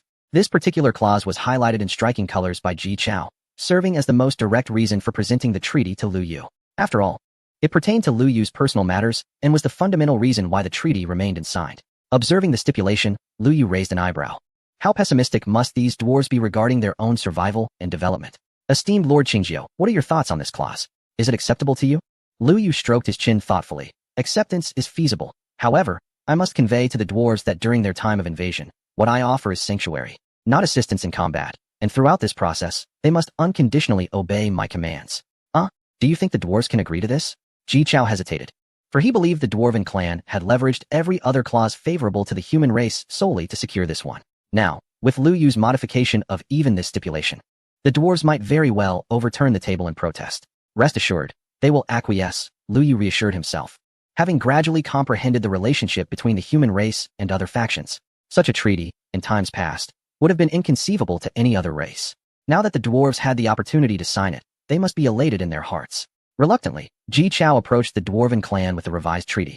And to his astonishment, the dwarves showed no hesitation, promptly agreeing to the amended terms. Furthermore, Zhou Jinshui expressed a desire to finalize the treaty before the banquet commenced. This left Ji Chao bewildered. How had the previously obstinate dwarves become so accommodating? When did this transformation occur? It seemed to coincide with Qingzhou's entrance alongside that elder into the main hall of the Artisan God Mountain. The upper echelons of the dwarven clan had initially harbored some reservations about Lu Yu, a summoner of the abyss who had yet to mature. Even if he were a genuine abyss summoner, the dwarves were reluctant to bow their heads. However, with the emergence of Duan Shuqing, everything shifted. Their ancestral figure's survival to this day spoke volumes. Thus, without any hesitation, the dwarves decisively chose to submit, though Ji Chao and the others remained oblivious to this shift, merely sensing the treaty's smooth progression. As night descended, the banquet commenced. Zhou Jinshui trailed closely behind Lu Yu, uttering sycophantic remarks. This venerable elder of the dwarven race held no natural talent for flattery, and his words made Lu Yu feel somewhat uncomfortable. Ultimately, unable to endure it any longer, Lu Yu hastily signed the treaty and ushered the elder away. The treaty was signed under the witness of the abyss, bearing its recognition and protection. In return, the dwarven clan offered a substantial tribute to the abyss. Originally, half of these offerings were to be covered by the human race. However, the dwarves had now taken it upon themselves to bear the entire burden silently. The signing ceremony was conducted with utmost solemnity, and all present were notably serious. However, this particular ceremony was one that Lu Yu had never encountered before. Not only was there no record of it in the secondary main city, but even in the primary main city, there was a conspicuous absence of relevant information. Perhaps this ceremony had been lost to time? Lu Yu shook his head. He was more inclined to believe that the ancient human race had no need for such formalities.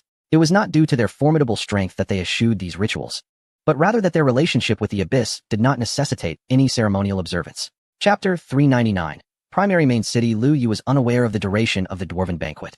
In any case, he had departed early. He had also taken with him a selection of promising young talents from the dwarven race, those with a natural aptitude for weaponry. Within the consciousness realm of the Frostbone Dragon, these diminutive beings were oblivious to their traversal through the abyss, merely sensing a fleeting moment before arriving in the realm of humanity. Lu Yu entrusted them entirely to Duan Shuqing. Despite the old man's favorable disposition towards Chun Zhu and Bao Fu, he was irate with this group of dwarves. The principle that one's worth diminishes in comparison to others held true, with Chun Zhu, the esteemed figure, in the forefront. The so-called prodigies of the dwarven race appeared increasingly unappealing.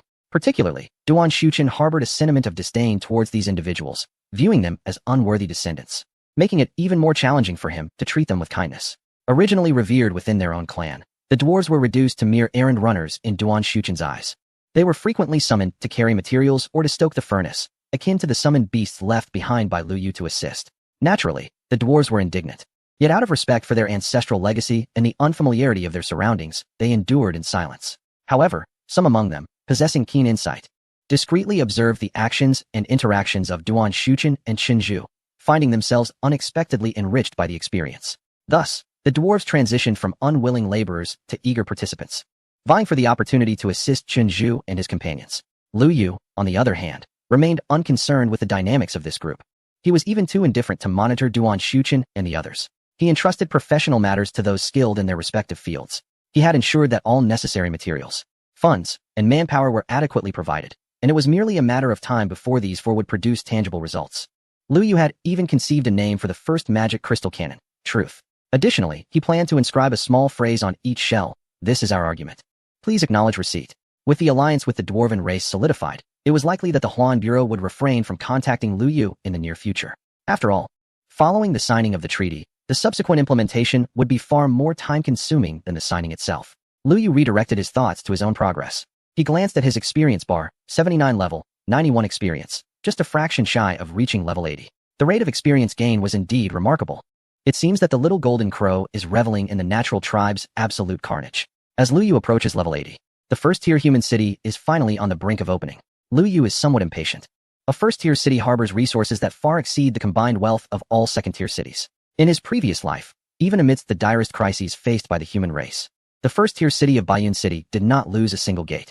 Lu Yu has already contemplated his initial actions upon entering Baiyun City.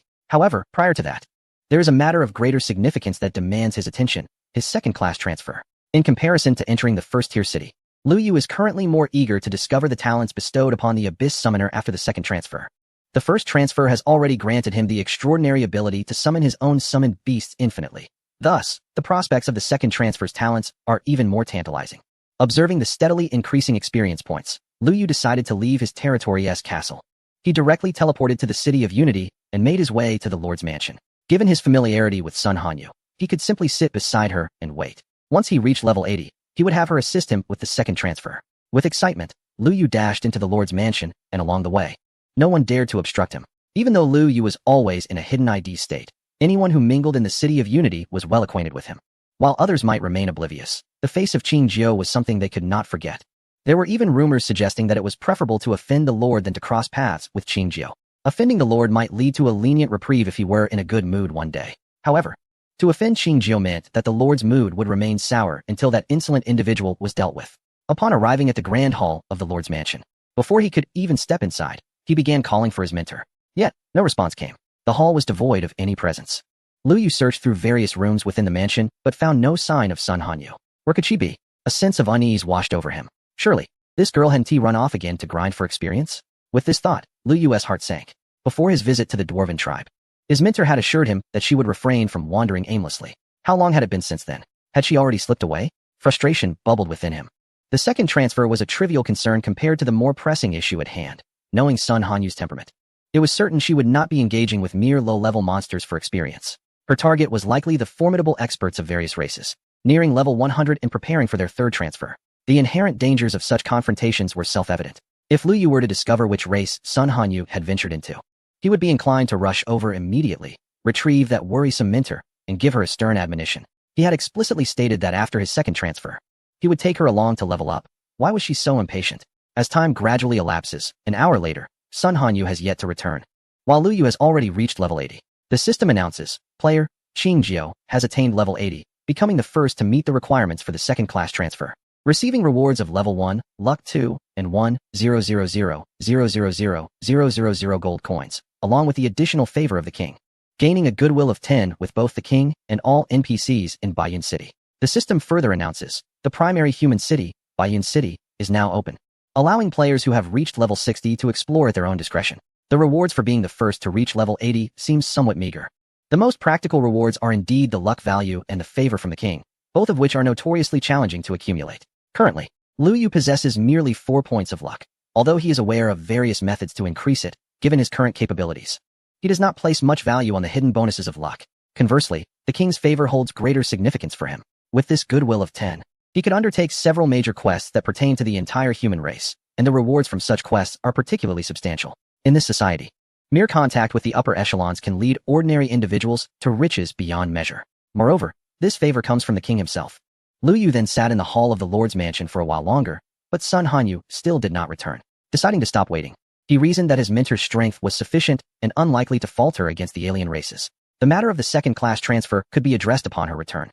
For now, he would secure his place in the primary human city. Chapter 400. Baiyun City. Lu Yu summoned the steward of the Lord's Mansion, instructing her to keep an eye on Sun Hanyu upon her return to prevent her from wandering off again and to send someone to the Abyss territory to inform the invincible handsome man that he wished to return for his second-class transfer. The steward readily agreed, understanding that both Qing Jiu and her lord were not to be trifled with. It was best to heed whoever was present, as she, a mere steward, could not possibly stop Sun Hanyu if she decided to venture out again. Having completed these tasks, Lu Yu made his way directly to the teleportation array. Based on the current rankings, only 2 individuals are qualified to enter Baiyun City, Lu Yu and Ming Shan. This warlock has already reached level 70. Lu Yu has advanced his level through the efforts of his summoned beasts, while he wonders how that esteemed individual managed to rise in levels. Thinking of Ming Shan brings to mind his 2 alchemical pets. Lu Yu feels an urgent desire to heal their souls, akin to a father seeking cures for his 2 critically ill children. Now that Baiyun City has opened, it is likely that Ming Shan has rushed to the graveyard. That place is far from safe. At level 70, one is merely at a standard level there. However, this warlock is no ordinary class and should be capable of surviving the dangers.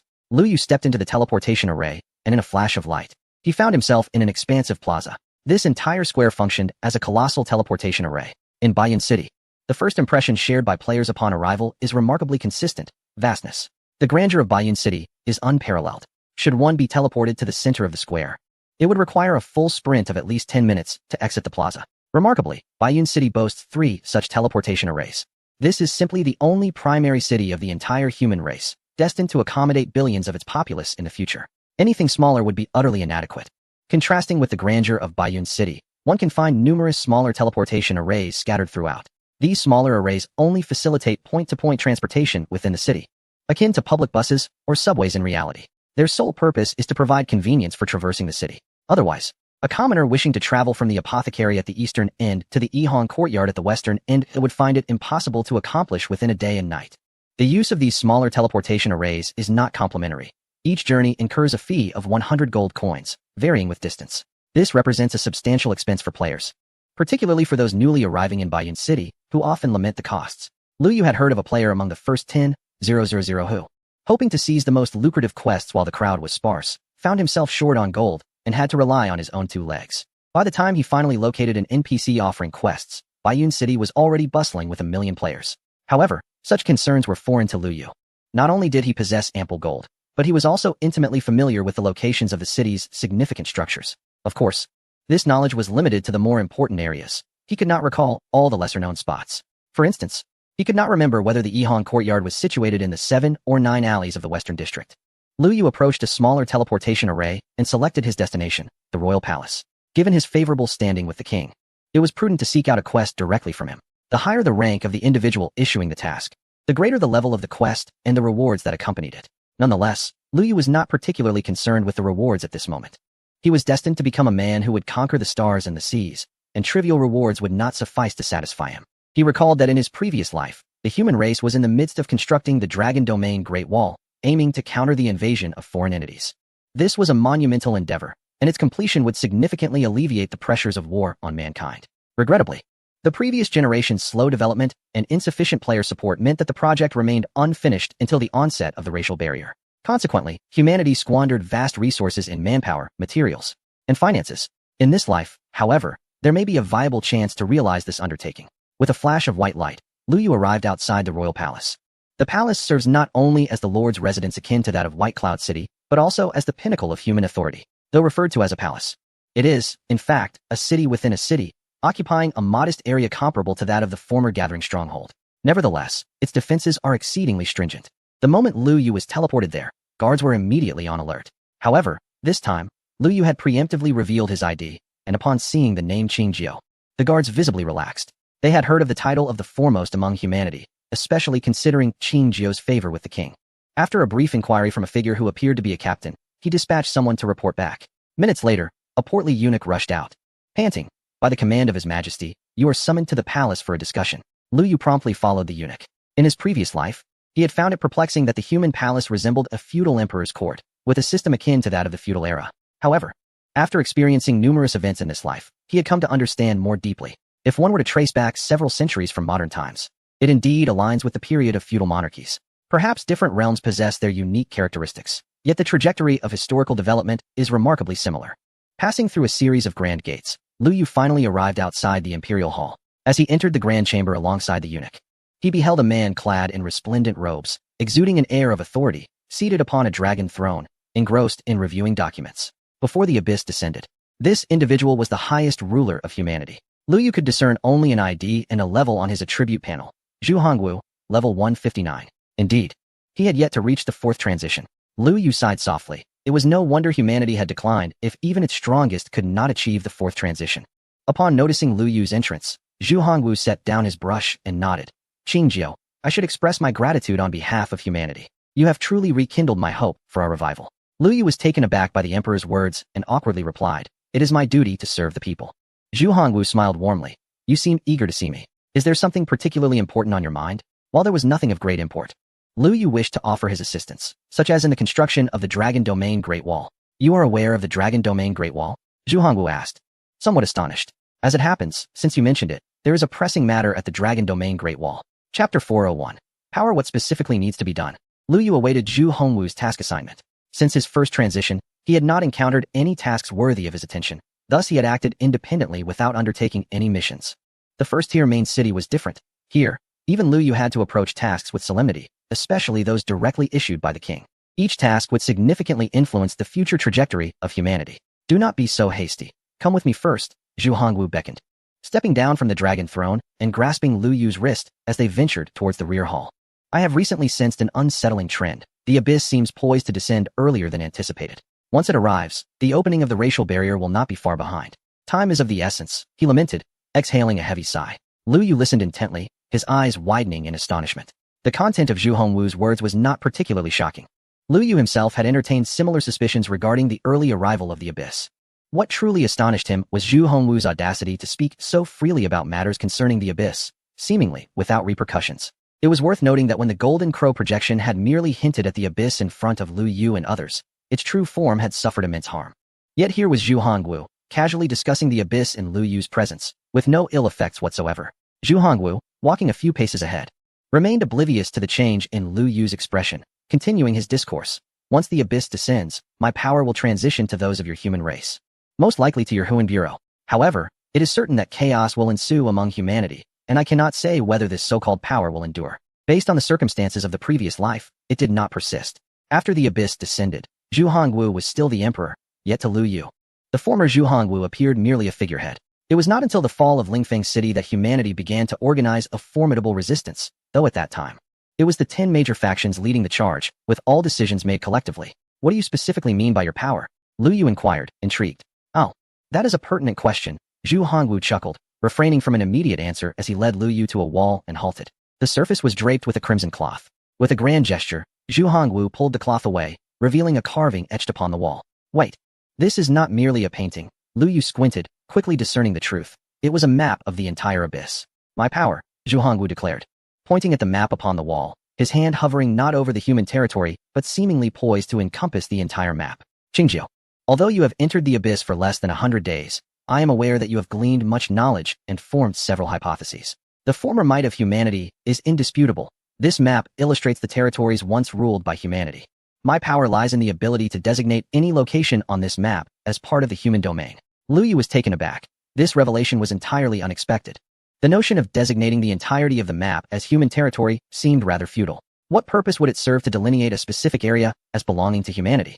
As long as the alien races remain within that territory, and as long as they refuse to acknowledge the dominion of humankind, any attempt to forcibly assign that land to humanity would merely be an exercise in self-deception, devoid of any real significance. Moreover, given the current strength and status of humankind, even if the entire abyss were to be designated as human territory, the only response would be a united offensive from various races. However, Lu Yu suddenly became aware of a critical issue. The very basis of the racial barrier is predicated upon the delineation of boundaries among different races. If Zhu Hongwu were to unilaterally designate a certain area as human territory, the corresponding racial barrier would vanish, shifting backward. This would consequently imply that humanity would engage with the alien races in that area sooner than anticipated. A plan quickly began to take shape in Lu Yu's mind. He glanced at Zhu Hongwu, who smiled and nodded in acknowledgement. It seems you have already surmised our intention. We can gradually reclaim our lost territory through a process of encroachment. Is there any limitation to this power of yours? Lu Yu, not allowing the sudden thrill to cloud his judgment, recognized that Zhu Hongwu had refrained from executing this plan for a reason. There are indeed restrictions. I can only exercise this power once every 10 days, and each designated area must encompass at least the territory of one race. Furthermore, once delineated, we must establish complete control over that race within 10 days. One race's territory, and we must fully dominate that race within 10 days? While the 10-day interval for usage was manageable, the requirement to gain complete control over a race within such a short span necessitated utmost caution. Indeed, Zhu Hongwu replied with a hint of resignation. Perhaps our ancestors, when they forged this agreement with the abyss, did not foresee that their descendants would struggle so greatly, finding it difficult to even master a single race. Lu Yu nodded in agreement. For the humankind of their dominion over the abyss was likely at least organized by racial units. With these limitations in place, it was no wonder Zhu Hongwu had not yet implemented the plan. Given humanity's current capabilities and the forces he could mobilize, even targeting the weakest of races could inflict severe damage upon humankind. Moreover, even if they were to gain control over that race's territory, without effective management of that race itself, the outcome would only lead to greater chaos for humanity. Qingjiu, there is something you may have begun to grasp, but I wish for you to understand it more fully. Zhu Hongwu's demeanor suddenly turned exceptionally grave and serious. Lu Yu instinctively straightened his posture. Zhu Hongwu spoke slowly. This power has been passed down from the ancient human race, yet no ruler has ever dared to wield it. Do you know why? Lu Yu pondered, seemingly grasping the answer. Zhu Hongwu continued without waiting for Lu Yu to respond, because we have always been waiting for someone. Only when that person appears will this power truly come to fruition. Now, you have arrived, the true Abyss Summoner. Even though he had already surmised the answer, Lu Yu felt an undeniable surge of excitement upon hearing Zhu Hongwu's words. The Abyssal Summoner was undeniably a perfect match for such a capability. To conquer the territory of a race, one could subjugate all who resisted and integrate those willing to submit into the ranks of human vassals. Suddenly, Lu Yu comprehended why the other races united to assault humanity. Who could sleep soundly under the looming shadow of such a race? This tyrannical form of governance was nothing short of a nightmare for the others. Yet, Lu Yu felt no discomfort whatsoever. Instead, a subtle thrill coursed through him. He had initially thought the four major races were the formidable powers of the abyss, only to realize that the true power resided within himself. How exhilarating! Taking a deep breath, Lu Yu endeavored to maintain his composure. In such moments, it was crucial to keep a clear mind, for actions had yet to be set into motion. Indulging in dreams at this stage would be unwise, especially considering that the current strength of humanity was far from optimistic. Chapter 402. The Dragon Domain Great Wall. You just mentioned the Dragon Domain Great Wall. Do you know what it is? Zhu Hongwu suddenly inquired. What is the Dragon Domain Great Wall? Lu Yu was not particularly well versed in this matter. He only knew that humanity had been planning to establish a Dragon Domain Great Wall from the outset, but ultimately failed. Beyond that, not much information was publicly available. A Great Wall, by its very nature, serves as a barrier against enemy invasion, and the Dragon Domain Great Wall was intended to fulfill the same purpose, albeit through a uniquely specialized method to thwart the incursions of alien races. Zhu Hongwu's kindly smile illuminated the room. As long as there are no enemies, there is no need for a barrier. Lu Yu nodded in understanding. After grasping the extent of Zhu Hongwu's power, he had been contemplating this notion, to wield authority over the land and subsequently dominate the races residing within it. The amalgamation of these two elements constituted a formidable strategy for aggressive plunder, wholly unsuitable for defense. Hearing the true interpretation of the Dragon Domain Great Wall brought him immense relief. You mentioned earlier that the Dragon Domain Great Wall encountered some troublesome issues. Having come to a realization, Lu Yu promptly redirected his focus to the immediate problem at hand. Zhu Hongwu nodded. I initially intended to target the weakest race, the goblins. This race lacks any distinctive characteristics, and is one I can easily control. However, recent developments have inspired a new line of thought. As he spoke, Zhu Hongwu traced two circles on the map with his finger, one denoting the territory of the dwarves, and the other indicating the dominion of the nature race. We have just forged an alliance with the dwarves, a pact witnessed by the abyss, which lends it a degree of reliability. If we choose to incorporate the dwarves first, it would be advantageous for us. However, since you have not yet fully matured, directly transforming the dwarves into our vassal race may provoke dissent and backlash. Lu Yu nodded. Although some high-ranking members of the dwarven clan, represented by Zhou Jinshui, exhibited a distinctly amicable attitude towards the human race, he remained uncertain about forcibly recruiting them as subordinates. After all, the agreement established between the two factions was a treaty of alliance, not a master-servant contract. Around the same time, I received intelligence indicating that a significant upheaval had occurred within the Nature Clan, resulting in chaos across their territorial domain. This clan possesses a critical weakness, a fear of fire. If not for the presence of several formidable individuals among them, I might have chosen this clan as my primary target. Given their current internal instability, I believe we can momentarily shift our focus away from the goblins. Thus, I wish to suggest, Zhu Hongwu, speaking, suddenly noticed a peculiar expression on Lu Yu's face and inquired, is there an issue with the Dragon Domain Great Wall plan? Lu Yu shook his head. There is no problem per se. I believe prioritizing the Nature Clan is indeed feasible. However, the turmoil within them is, in fact, a result of my actions, he said, rubbing his nose. His initial intent in leaving the Little Golden Crow there was to farm monsters for experience. He had not anticipated that it would provide a new target for the Dragon Domain Great Wall project. You caused this. Zhu Hongwu was initially taken aback, then burst into hearty laughter. No wonder ancient texts caution against underestimating any abyssal summoner. Let us place our first target on the Nature Clan, then. Agreed. In a matter of moments, Lu Yu and Zhu Hongwu had sealed the fate of an entire race with just a few exchanged words. Do you have any preparations to make? The territory of the Nature Clan is quite expansive, and assimilating it within 10 days will not be an easy task. Lu Yu nodded in agreement. The Little Golden Crow had been there for almost 2 days, and judging by the results, the area it had incinerated was perhaps less than 5%. How could they expedite the process? With hundreds of races in the abyss. Even calculating at a pace of one race every 10 days would take at least 3 years. Given the current circumstances, the descent of the abyss and the probable disappearance of racial barriers were likely to occur within a year. This was also the reason Zhu Hongwu had expressed concern over the urgency of time. Lu Yu furrowed his brow, then relaxed slightly. A siege requires a substantial workforce and large-scale destructive weaponry. While manpower can be managed, Lu Yu could replenish his forces as he fought. Large-scale destructive weapons were conveniently available in his own territory. I do need to make some preparations. In 3 days, you can directly designate the Nature Clan as part of the human domain, and I will handle the rest. Excellent. Zhu Hongwu readily agreed.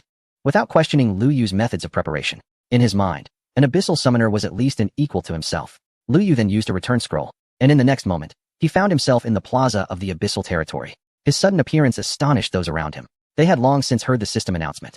The esteemed master of fine sake had already activated the primary city, so why was he not leveling up there? Instead, he had returned. Instantly, a multitude began to speculate, and rumors swiftly circulated that the master of fine sake had offended the lord of the primary city and was forcibly expelled. In this world, there are always those who take pleasure in the misfortunes of others. Lu Yu remained unperturbed, making his way directly to where Duan Shuqing and the others were seated. At this moment, Duan Shuqing, Wu Tianzhu, Chen Zhu, and Bao Fu were gathered around a table.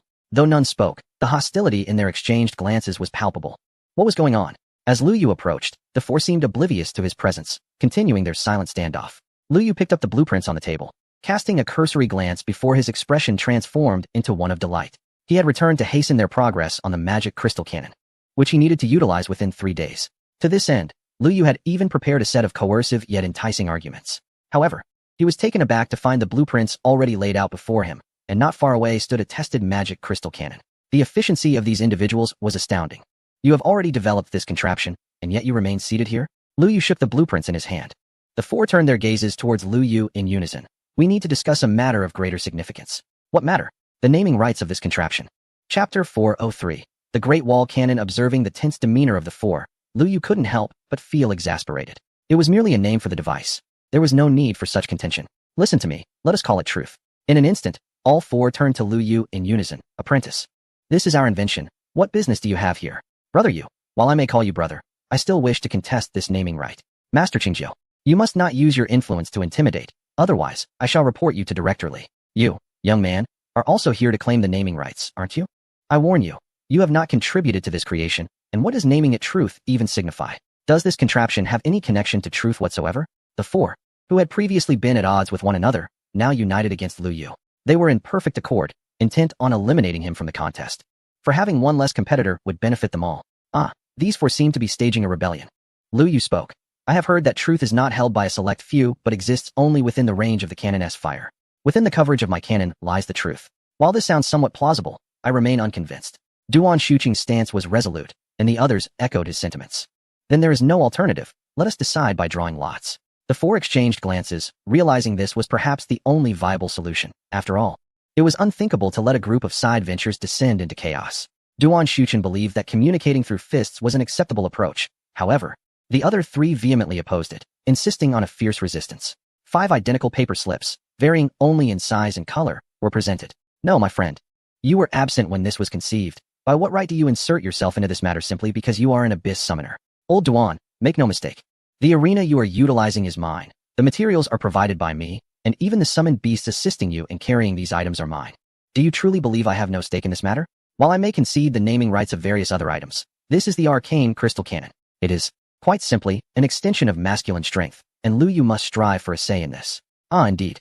Very well, Duan Shuqing conceded, closing his mouth. Each of the 5 individuals inscribed a name for the arcane crystal cannon on their respective slips. The 5 slips were folded and placed upon the table. Who will draw? Silence enveloped the room. Each person wished to draw themselves, for despite their similar appearances, they could easily identify their own slips. With such thoughts in mind, none dared to allow another to draw, leading to a stalemate. After a brief pause, a middle-aged man hurried over. I'm here. What is all the fuss about? Lu Yu turned to see it was Li Wei, the director of the first office of the Huan Bureau. I called our director over to draw lots. Everyone should agree to this, right? The group exchanged glances and nodded in unison. If it were anyone else, none would feel comfortable. The innocent youth and the indifferent ones would surely side with Lu Yu. It was likely that Huan Tianxiao would choose the slip for wealth. With Li Wei's arrival, everyone felt a sense of reassurance. After all, he was the esteemed director of the Huan Bureau, with ample qualifications and a sterling reputation, unlikely to engage in any trickery. What is going on? What has happened? Li Wei inquired, somewhat perplexed. Upon hearing the account from the wealthy one, his lips involuntarily twitched. So, you rushed to summon me from afar, claiming there was a major crisis within the Abyss Lord, and this is what it pertains to? The wealthy one nodded earnestly. The division between the Abyss Lord and the Alliance leader constitutes a significant crisis, does it not? Li Wei turned back to Lu Yu. So, Brother Qingjiu, you too concur with his request for me to draw lots. Lu Yu nodded in reply. Director Li, I kindly ask for your assistance. The arcane crystal cannon must have a name. Goodness, are you all unaware of how busy I am? I wish I could split myself in 2 to manage my workload. And you summon me here with a single piece of news, merely to name something. This is unacceptable. I cannot oblige unless, upon mass production, 10 units are granted to the Huan Alliance. Agreed. The wealthy one readily affirmed. Lu Yu was momentarily taken aback. In the first half of his statement, he was complaining, yet in the latter half, he began to seek benefits. Just moments ago, he had asserted that this fellow was incapable of cunning tricks, and now he was swiftly proven wrong. The crux of the matter was, what was this nonsense about becoming rich? I hadn't even spoken. And you've already spoken on my behalf. Were these two conspiring against me all along, attempting to extort me? Lu Yu pressed his lips together. I can grant you 10 magic crystal cannons, but henceforth, any benefits derived from them will belong to me, the Lord of the Abyss. You must not attempt to reclaim them. Naturally, Lu Yu was unwilling to be taken advantage of by the Huan Bureau.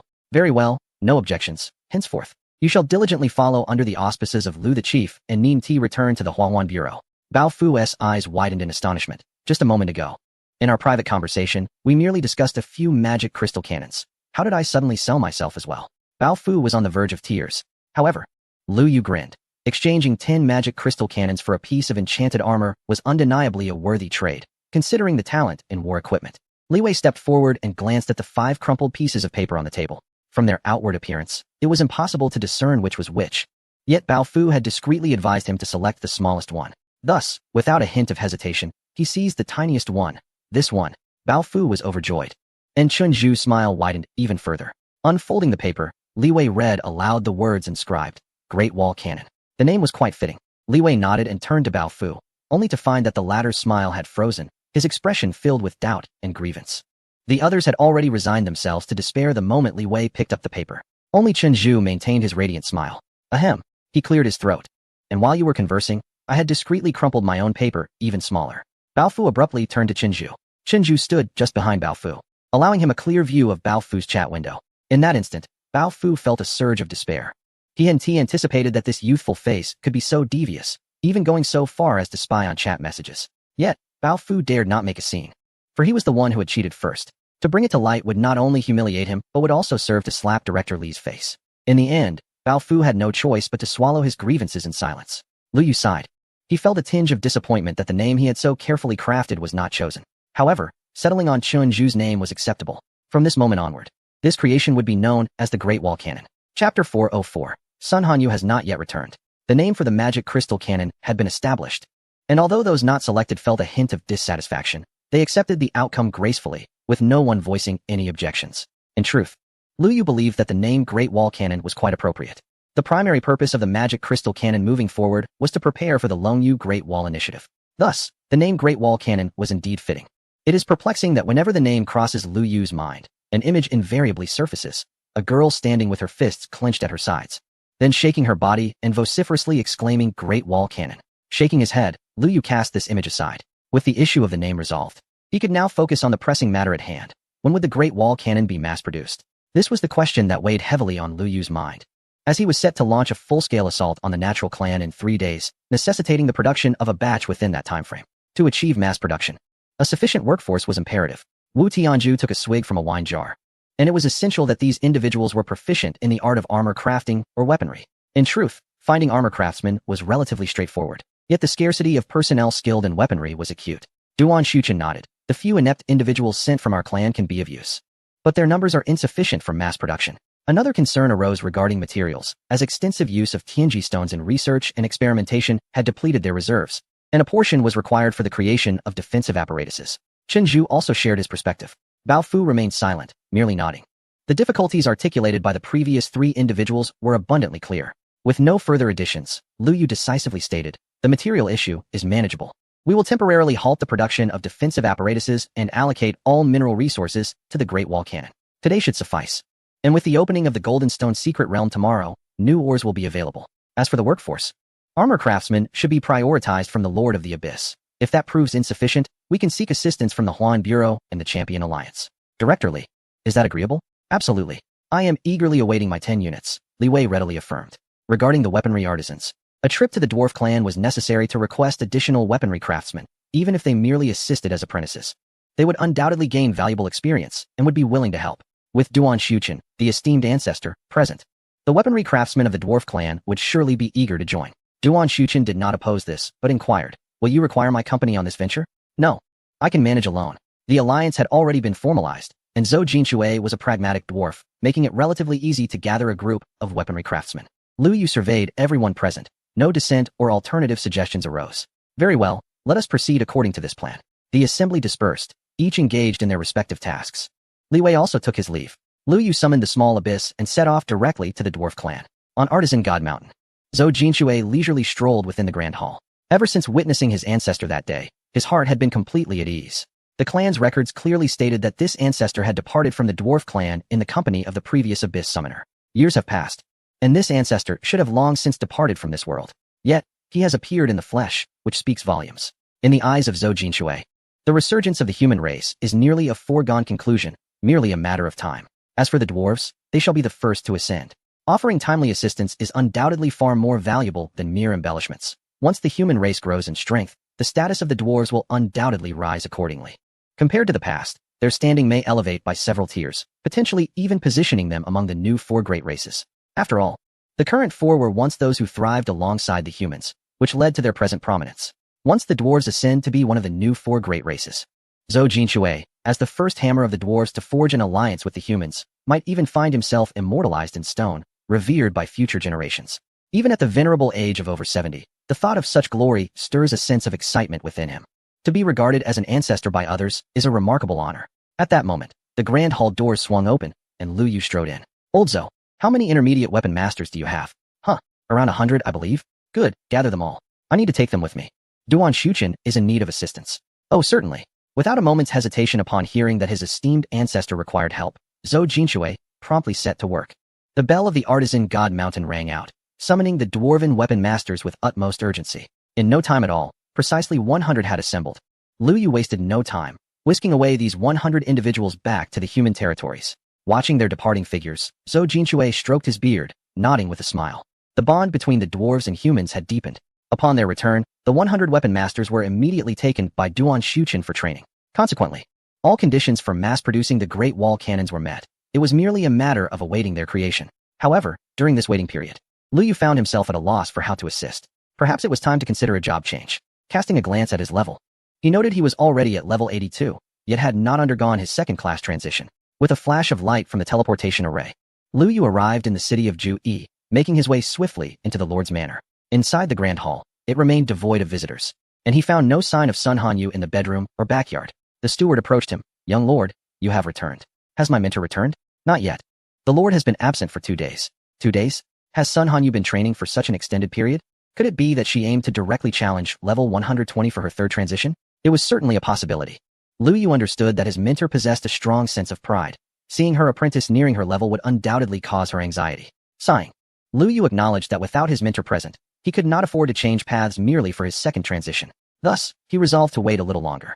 After reiterating his instructions to the steward to inform him immediately upon Sun Hanyu's return, Lu Yu departed from the Lord's mansion. A system notification appeared. The Verdant Realm has been activated. Players are invited to enter and explore. This Verdant Realm is a secret domain crystallized from the Frostbone Dragon, belonging to the undead race. However, both humans and the undead are permitted entry now. Perhaps it would be prudent to explore the Verdant Realm first and assess the current state of the undead's development. Chapter 405. The Verdant Realm. Lu Yu sent out group invitations to the innocent youth and dreaming Jiangnan. Having not been in contact with the 2 young ladies for a while, they promptly accepted his invitations. If possible, Lu Yu would have liked to include the uncontentious one as well. However, since Chunju stepped down from the vice leader position to focus on crafting war machines, the burden of leadership has fallen entirely on the uncontentious one's shoulders, leaving him exceedingly busy. Lu Yu had no choice but to inform him not to worry about the Verdant Realm and to wait for tomorrow's Stone Realm instead. Given the presence of the undead within the Verdant Realm, it would be challenging for a large number of players to gain an advantage before leveling up. The undead are the most populous race in the Abyss. To secure any benefits within, the optimal strategy would be to infiltrate in small teams and engage in opportunistic dealings. This time, Lu Yu assembled a team, yet he clearly did not intend to play small. He was now entirely capable of challenging the high-level forces of various races. As long as no fourth transcendence appeared, escaping, even if he were to be outmatched, would not pose a significant difficulty. Minutes later, the innocent youth and dreaming Jiangnan materialized outside the City of Alliance. Having not seen Lu Yu for nearly 2 days, upon their reunion, they immediately linked arms with him. One on each side. Faced with the 2 young beauties, Lu Yu felt somewhat helpless. In his eyes, he regarded dreaming Jiangnan as a sister, particularly after learning about her family circumstances, which only deepened his affection for her. As for the innocent youth, he felt little more than a platonic sentiment akin to his feelings for Chinju. Now, being forcefully embraced by both, Lu Yu found himself at an impasse. Neither could he extricate himself nor remain passive. Numerous players nearby, preparing to enter the verdant realm, observed this scene and expressed their envy. This envy transcended gender, as everyone could identify their object of admiration. Some players even activated their cameras, capturing the moment with fervor. In the coming days, the forums would likely be flooded with gossip and rumors surrounding Lu Yu, with sensational headlines such as, "Shocking, the unseen side of humanity's strongest, capable of engaging two at once. Why does she weep? Why does she wear a forced smile? Is it a distortion of human nature? Or a decline in morality?" The notorious figure of the sake industry has forced them into such actions.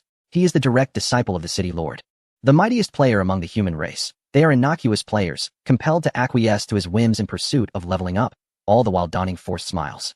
Posts of this ilk have long proliferated in forums, yet previously, no one had managed to capture any valuable photographs, thus limiting their virality. This time, however, it is foreseeable that the discourse surrounding Lu Yu, the innocent youth, and the dreamlike Jiangnan will endure for an extended period.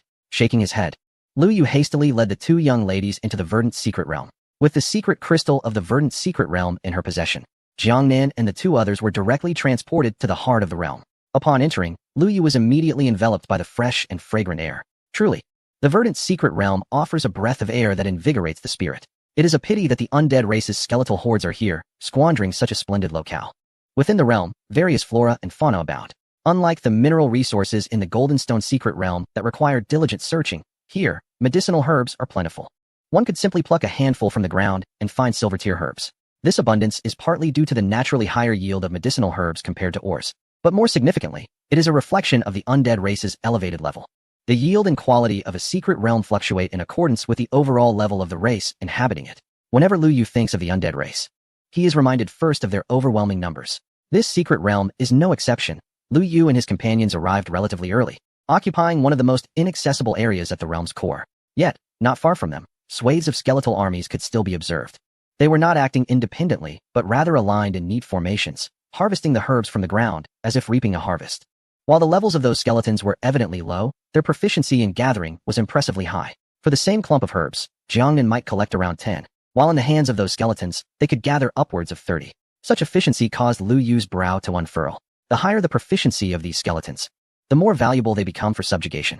Observing the undead race's demeanor, it was as if they were in their own backyard, completely devoid of any sense of crisis.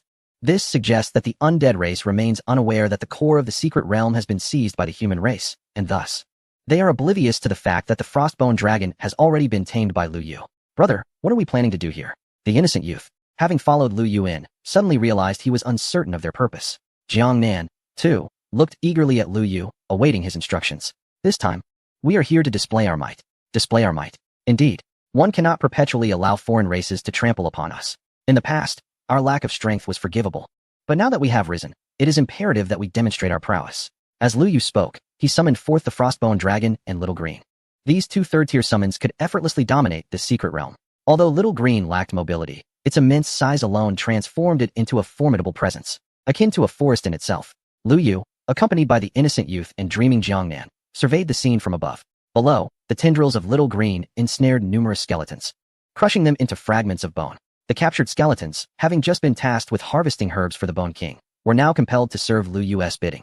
Beside him, dreaming Jiangnan was beaming with joy. With the essence of the forest realm in her possession, she theoretically had ample herbs. However, the insatiable demand for these herbs, not only from the Lord of the Abyss but also from the pharmacies of the Abyssal Territory and Gathering City, often left her supplies depleted.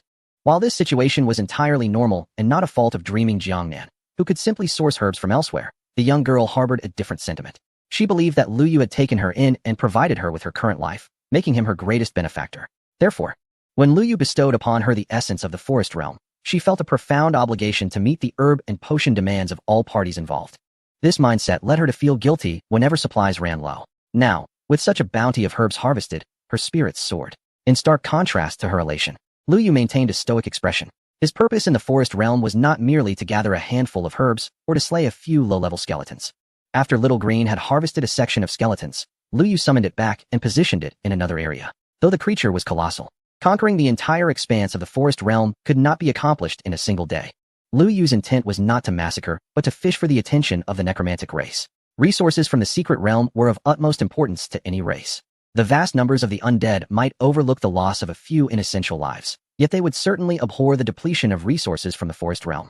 What Lu Yu sought was to make the higher echelons of the undead aware that a problem had arisen within the forest realm, prompting them to dispatch higher-level undead to address the issue. This strategy had not originally been part of Lu Yu's plan. He had envisioned sweeping through the forest realm, proclaiming the rise of humanity, and persuading those races aligned with the dwarves to hasten their support for humankind. However, he was taken aback to discover that the undead were still oblivious to the demise of their own bone dragon. In the secret realm of flora and fauna, there existed merely a cadre of low-level auxiliary professions. Cleansing these professions was an effortless endeavor, yet devoid of significance. Hence, Lu Yu must compel the higher echelons of the undead race to reveal their formidable prowess, thereby allowing him to better showcase his own capabilities. Concurrently, he sought to subjugate additional undead legions and second-tier entities, or perhaps even capture a third-tier undead. To be candid, since Lu Yu ascended to level 80, he had ceased to regard second-tier summoned beasts with any esteem. Below, the small green entity had already vanquished 3 regions, yet still, no high-level skeletons materialized. Lu Yu remained unperturbed, for he had discerned that, in the distance, the skeletal gatherers were in retreat. This indicated that the undead had perceived the anomaly here, and it was only a matter of time before formidable beings from their ranks would arrive. Indeed, as the auxiliary professions withdrew, a procession of rusted carriages came into view at the horizon. From afar, these carriages advanced without any horses to draw them. Brother, how can those carriages move on their own? The ghostly warhorses, lacking enhanced vision skills, rendered their presence invisible. Oh, I see, the innocent youth murmured softly. I thought they were like me. What do you mean by like you? I can move on my own too, Liu thought. Having not conversed with the innocent youth for several days, he had almost forgotten the essence of this character. Nevertheless, the undead's immediate deployment of ghostly warhorses indicated their seriousness regarding the situation. Ghostly warhorses typically boasted levels above 70, renowned for their swiftness. Moreover, they could shift between ethereal and corporeal states, rendering their attacking skills nearly indefensible. The presence of ghostly warhorses at the forefront signaled that the boss in this engagement was undoubtedly of third-tier caliber. A smile graced Lu Yu's face, as this aligned perfectly with his expectations. A weak adversary would fail to exhibit his prowess, while a skeletal king would necessitate a hasty retreat. Only the arrival of a third-tier opponent would be just right. The ghostly war chariots surged forward, soon followed by a multitude of warriors clad in black armor. Their numbers were few, yet each radiated an aura of death, the signature black-armored warriors of the undead race, each a minimum of second tier. TSK, TSK, TSK. Lu Yu could not help but click his tongue. The display was indeed impressive. Once upon a time, at the general's tomb, the skeletal general had been the ultimate boss. Yet here, the skeletal general lacked even the qualification to make an appearance. As the opposition prepared their formation, Lu Yu knew he could not afford to be outdone. With a single wave of his hand, the spectral heavy cavalry emerged at the forefront, standing resolutely against the ghostly war chariots.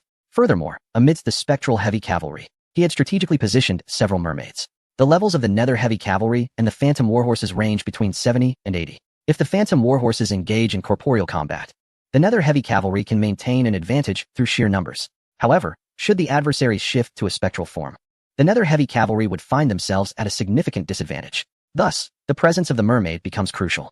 While a corporeal entity may merely feel pain from a spectral roar, a spectral entity struck by such a roar could suffer severe injuries or even face obliteration. Behind the nether heavy cavalry, a battalion of goblins stands ready, each goblin captain having undergone a second transformation, exuding an aura that rivals that of the opposing black knights. Suddenly, resonant roars echoed through the sky, reminiscent of eagles and lions. Accompanied by these roars, several undead griffins soared through the air. Lu Yu furrowed his brow. These were level 100 undead griffins. He had initially believed the Black Knights represented the pinnacle of his opponent's strength, only to be confronted by the appearance of these formidable creatures. Airborne combat had always been Lu Yu's weakest point, only slightly ameliorated by the introduction of the Frostbone Dragon. However, the Frostbone Dragon was likely destined to confront an unseen boss, leaving Lu Yu unable to counter the undead griffins effectively. If only the little golden crow were present, the situation would be far simpler. Yet, the little golden crow was currently frolicking among the nature clan. Could he summon it back on a whim? After a brief moment of contemplation, Lu Yu dismissed the thought. Summoning the little golden crow now would reveal his apprehension. Unless he was truly overwhelmed, he would refrain from calling it back. Moreover, he must retain a card hidden from his enemies. A mere handful of griffins posed no threat. Without aerial supremacy, he would not engage them in the skies. Should they dare to fly low, Little Green could easily drag them down to the ground. Pure-hearted youth and dreamy Jiangnan gazed curiously at the passing undead griffins, their eyes devoid of fear. They were well aware that the ultimate boss had yet to reveal itself, but what of it? Regardless of the might of the boss, including the currently visible undead warhorses, black knights, and undead griffins, they would ultimately become the summoned beasts of their elder brother. At that moment, a dragon's roar suddenly echoed from the horizon. Another bone dragon? Beneath Lu Yu's feet, the frostbone dragon trembled violently. Lu Yu frowned slightly, questioning, "What is it, Master?"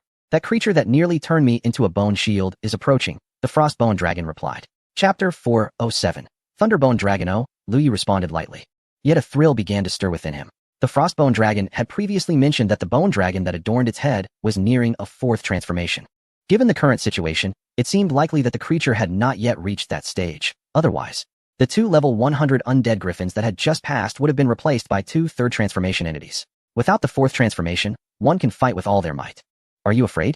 Lu Yu gently touched the icy bones of the frostbone dragon beneath him. "As long as the master is present, I fear nothing.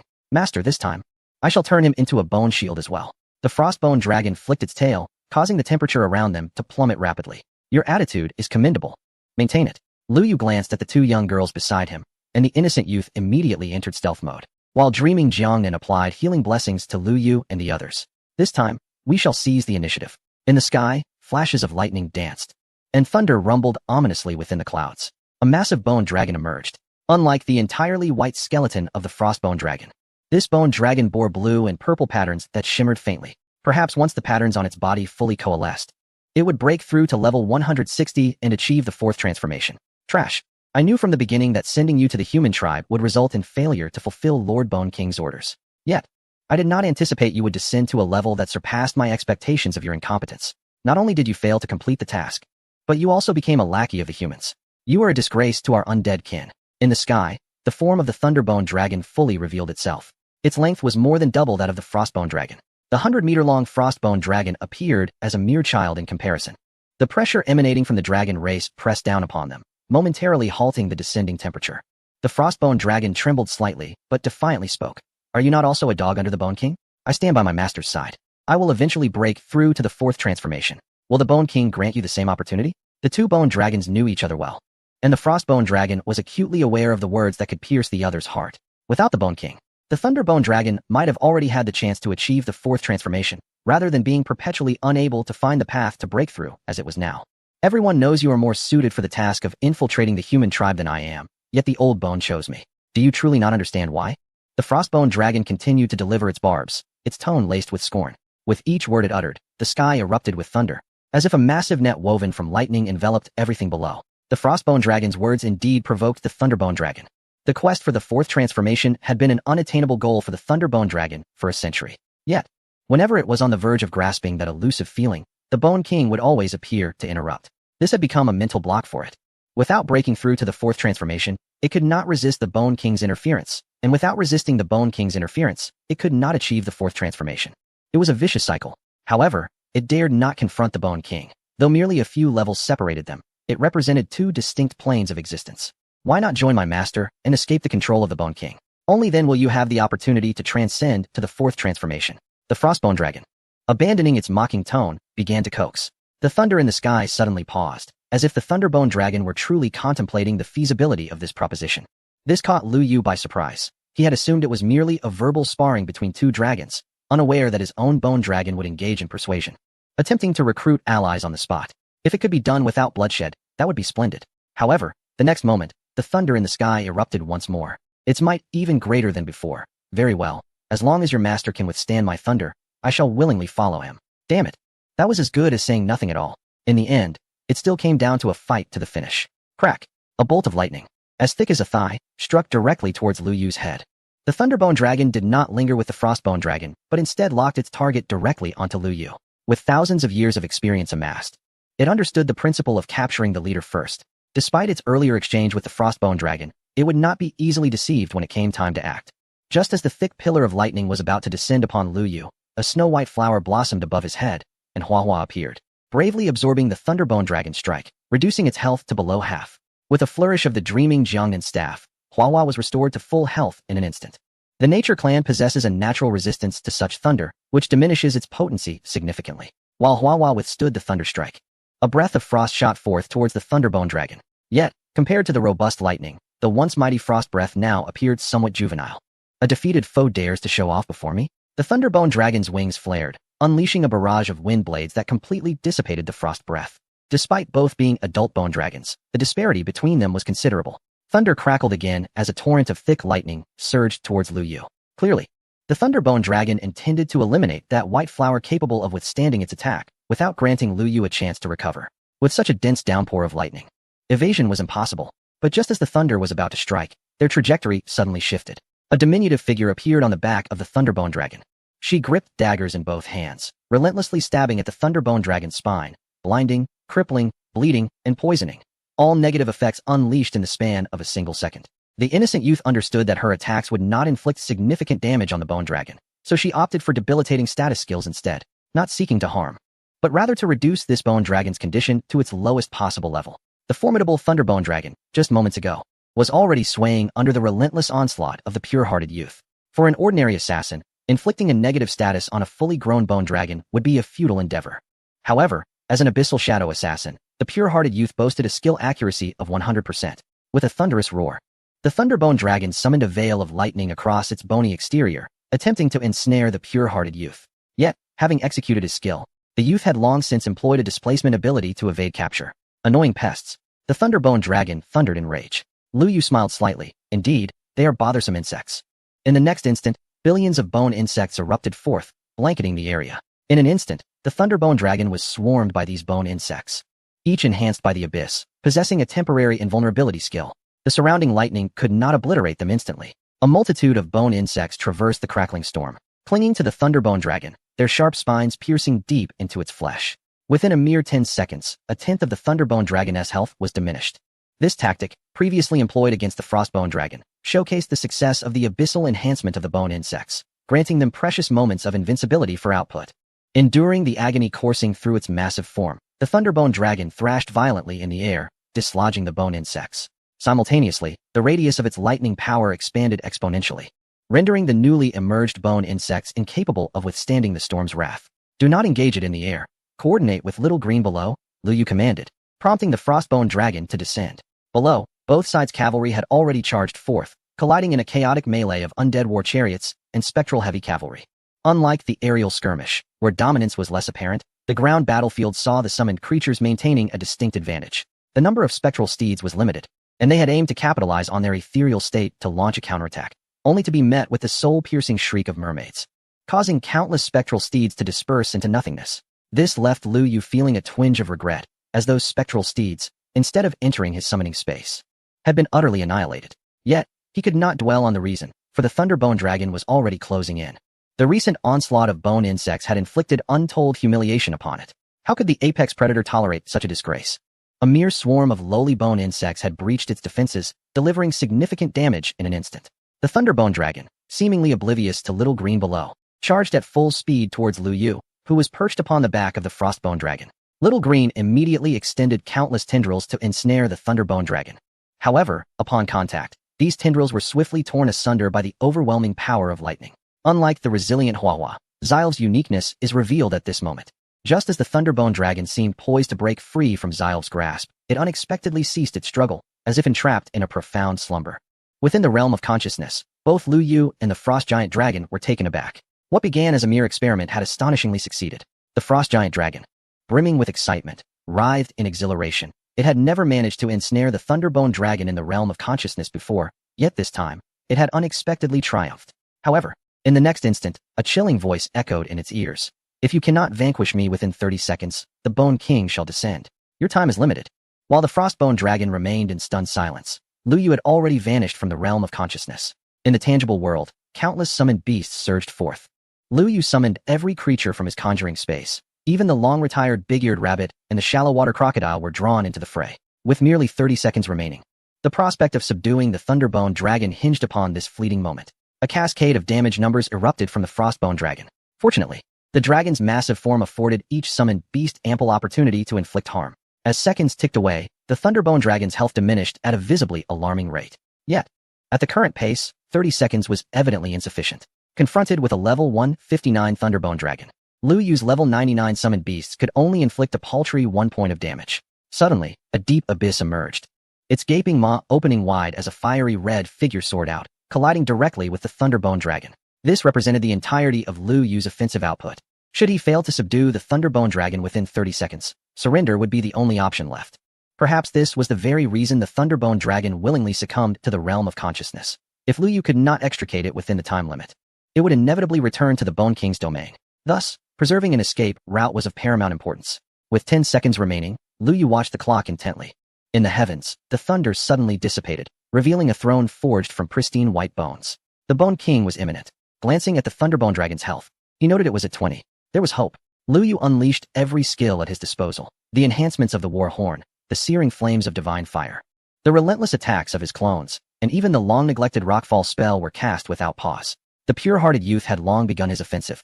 Employing the sole output skill of Jiangnan, no immortal can save. Faced with such a high-level bone dragon, the chances of hitting were nearly negligible. Yet she fearlessly approached the bone dragon, striking it with her staff repeatedly. Though she could not fathom her brother's current madness, she knew that following his lead into the fray could only yield positive results. The health bar of the Thunderbone Dragon dwindled to its last vestige. The skeletal throne in the air finally solidified, and a voice, imbued with authority and a chill of death, resonated through the atmosphere. Thunder, I have not wronged you. Why have you chosen to betray me? The bodies of the two bone dragons trembled simultaneously, their consciousness fracturing. Go, Lu Yu bellowed. There was no time for the return scroll. The abyss opened its gaping maw. The innocent youth and the dreamlike Jiangnan leapt in without a moment's hesitation. With a single flourish of his hand, Lu Yu summoned all his creatures back into the summoning space. The Thunderbone Dragon's health lingered on a thread, but now, preserving his own life took precedence. Reluctant though he was, there was no time to linger. The fourth Transcendence Bone King undoubtedly possessed abilities akin to those of the child of the Netherworld, capable of forcibly erasing a life, leaving no chance for revival. At that moment, just as the Frostbone Dragon was about to transform into a beam of light and return to the summoning space, it suddenly turned back, unleashing a chilling breath. Without a backward glance, it vanished within Lu Yu's being. A gigantic skeletal hand sought to intercept.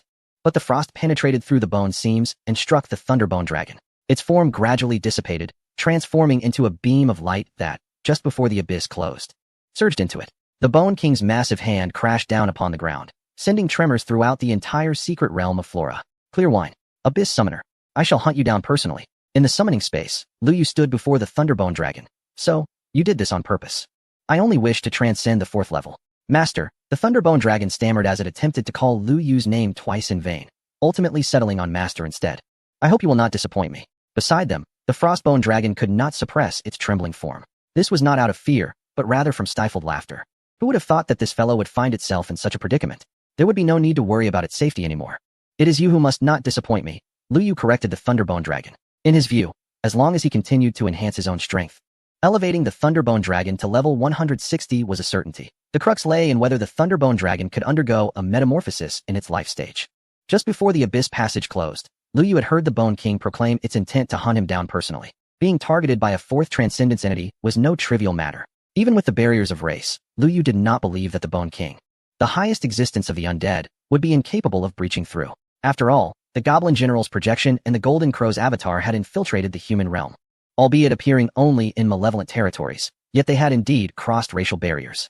Emerging from the Abyss Passage, he found himself enveloped in darkness. Brother, where are we? Lu Yu surveyed his surroundings, momentarily at a loss to recognize their location. In the haste of the moment, I neglected to inform the Little Abyss where the exit was located. It has chosen this place for itself. Lu Yu summoned the Little Abyss and inquired. To what realm have you brought us? This is the place of my birth, it replied. Lu Yu was taken aback.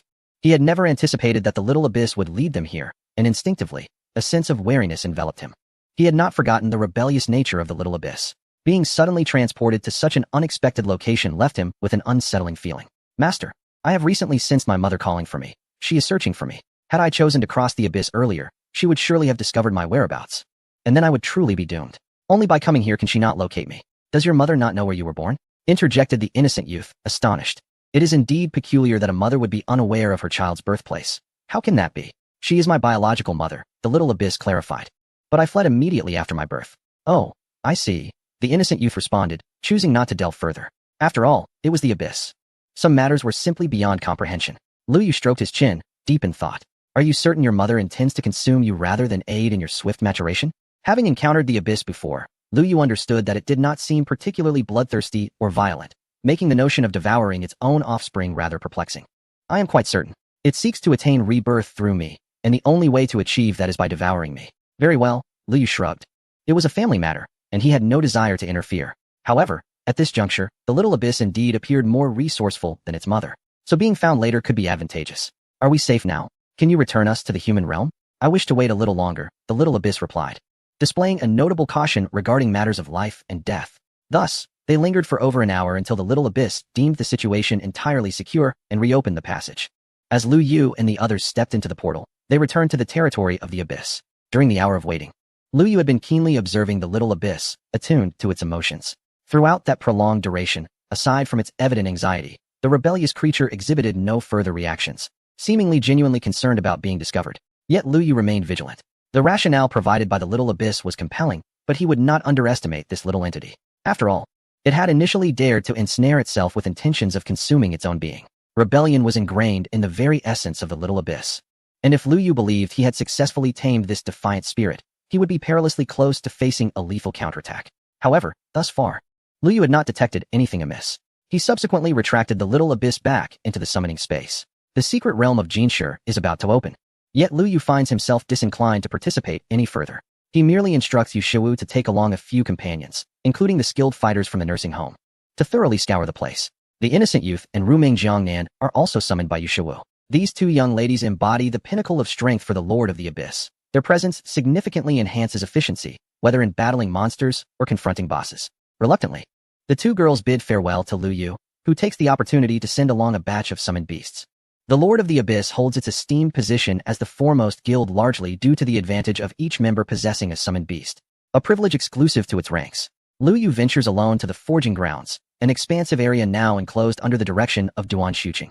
A portion of the construction crew has been dedicated to erecting walls and various structures for this site. What was once a vast open space has now transformed into a suitable experimental and forging area, additionally patrolled by Lu Yu's summoned beasts. As he approaches the forge, the clanging of metal fills the air. Following Lu Yu's earlier command, the production of other weaponry and equipment has been halted, with all resources prioritized for the creation of the Great Wall cannons.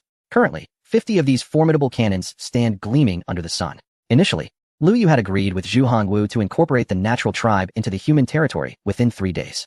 With less than a day elapsed, 100 Great Wall cannons have already been produced, demonstrating remarkable efficiency. However, considering the expansive territory of the natural tribe, 100 cannons seems somewhat insufficient.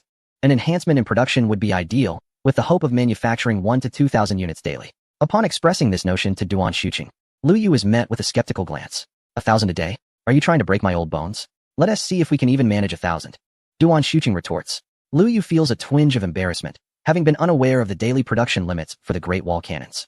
However, Duan Shuqing's response suggests that the target of 1,000 is indeed unattainable, no matter how much one might push for it. What about 500? Lu Yu attempts to negotiate, only to be met with another exasperated look from Duan Shuqing. Are you trying to cause trouble? 500 a day would surely wear us out. Chen Zhu, Wu Tianzhu, and Bao Fu also turned to glare at Lu Yu. Among all present, only these 4 possessed the skills to assemble the Great Wall cannons. Producing 500 means that each person would need to assemble over 100 cannons daily.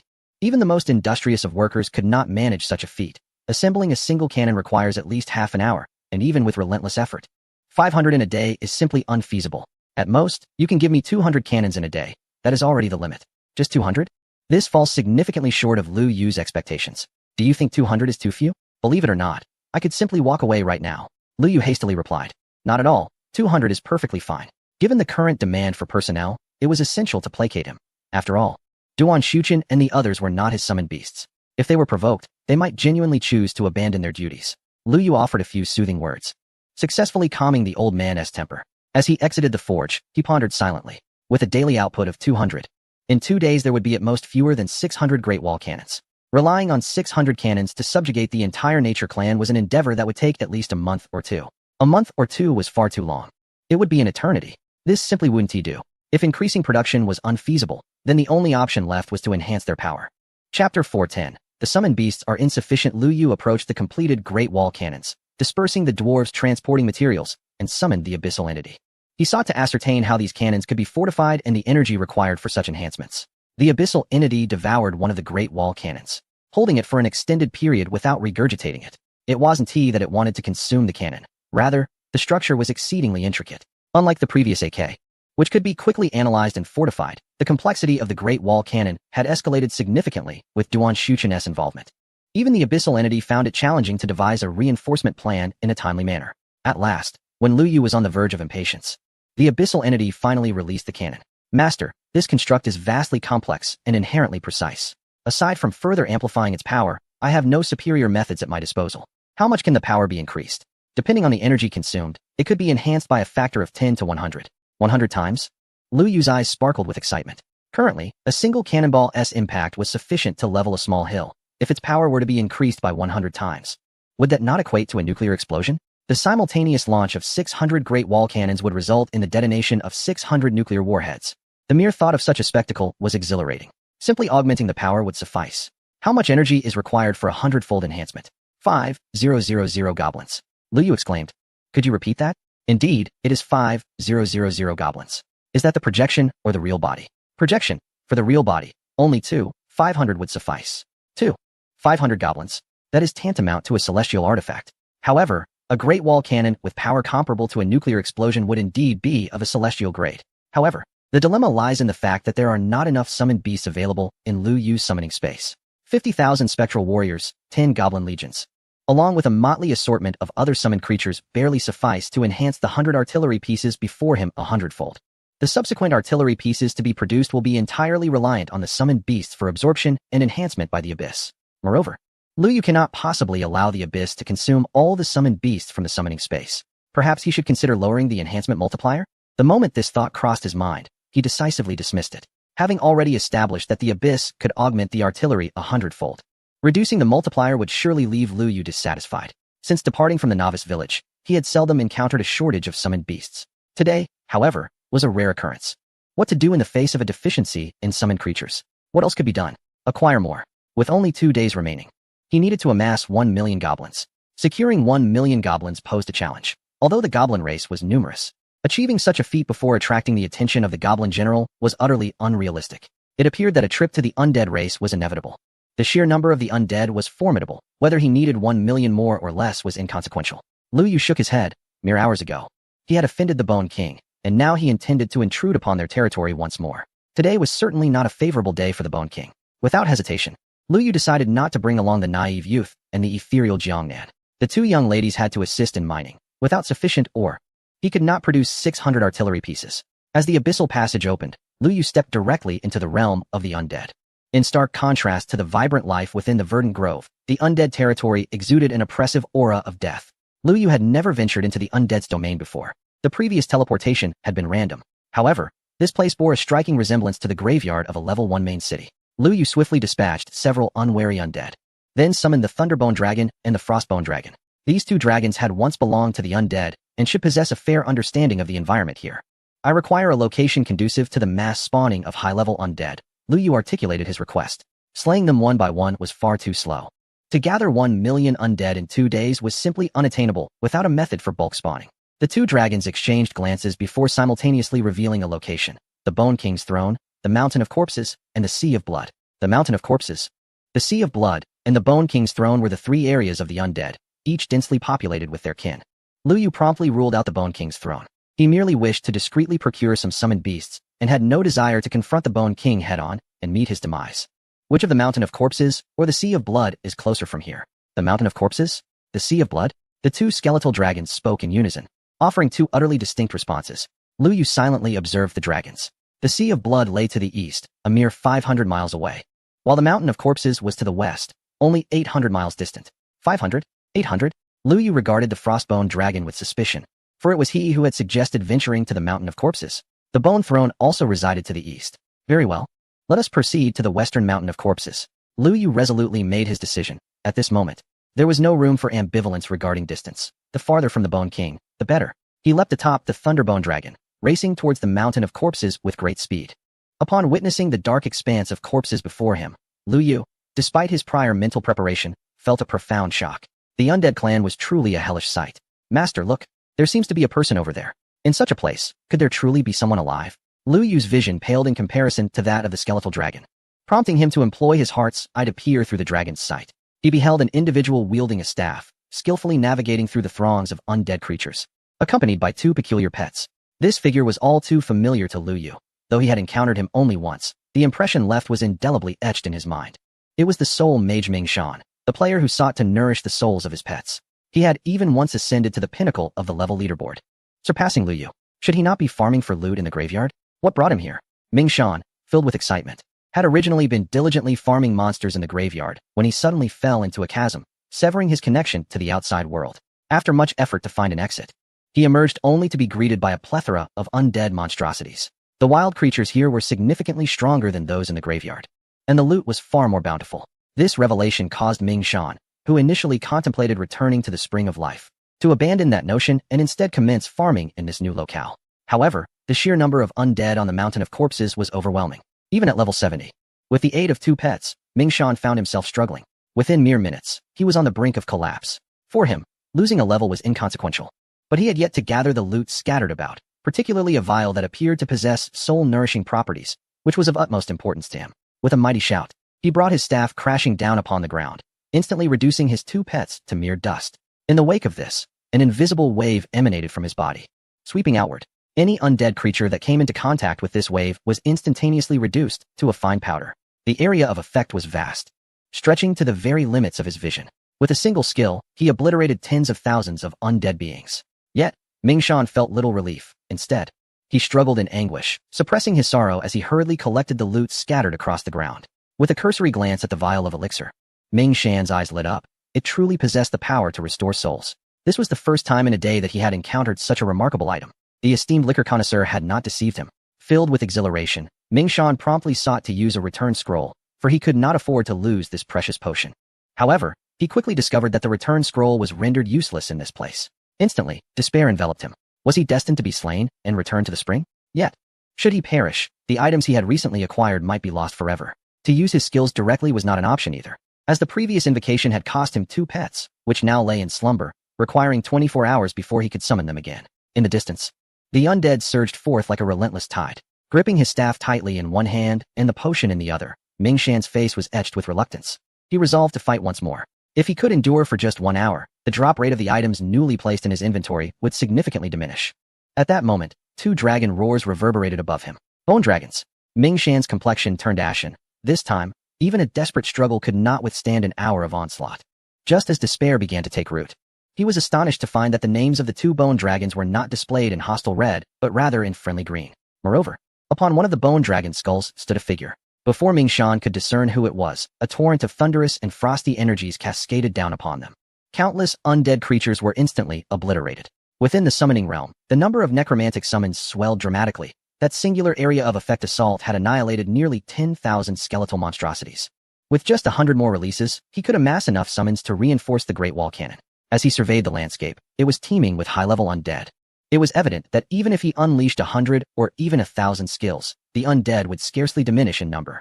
Truly, the necromantic horde was vast beyond measure. For the first time, Lu Yu found himself grateful for the immense numbers of the undead. It had unwittingly created a natural spawning ground for him. In the future, whenever he required more summons, he could simply return to this locale. Although the stench of decay and the scent of blood assaulted his senses, and the sight of the undead was nauseating, it mattered little. These were merely sustenance for the abyssal minions. As long as they provided energy, appearance and taste were inconsequential. The frost dragon lowered its altitude, and Lu Yu leapt down from its head, approaching Ming Shan. It has been a long time, he said. Only then did Ming Shan recognize Lu Yu's visage and immediately knelt before him. This gesture startled Lu Yu, who quickly assisted Ming Shan to his feet. Nevertheless, Ming Shan insisted on bowing his head in gratitude before rising. Thank you, esteemed liquor connoisseur. I thank you on behalf of my child. Ming Shan's eyes glistened with tears as a towering figure of nearly 2 meters tall wept openly before Lu Yu. Your children? Lu Yu recalled Ming Shan's 2 beloved pets. Sensing that Ming Shan's affection for them transcended the typical master-servant relationship, resembling that of family. Indeed, my 2 pets are akin to my children. After the release of the game Abyss, they were abducted by human traffickers and sold to a biological research facility for experimentation, resulting in their current state.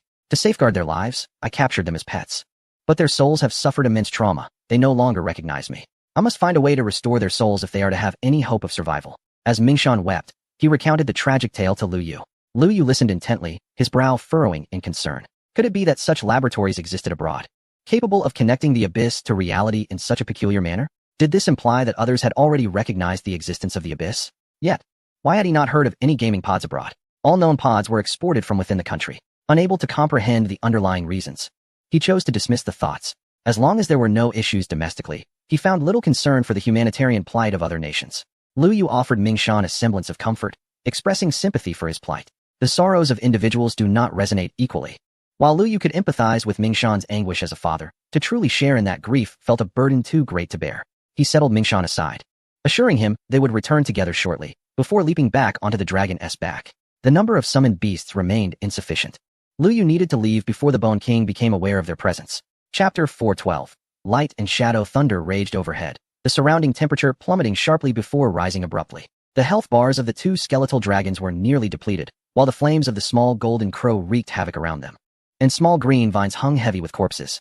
Lu Yu unleashed all his formidable combat prowess, striving to swiftly capture enough undead. Mingshan stood by, utterly astonished. He was aware of Qingjiu's strength, yet had never fathomed it to such an extent. This was nothing short of a massacre. One man swept across the battlefield, and every monster that entered his line of sight perished within 3 seconds. Lu Yu had long ceased to focus on the battle below.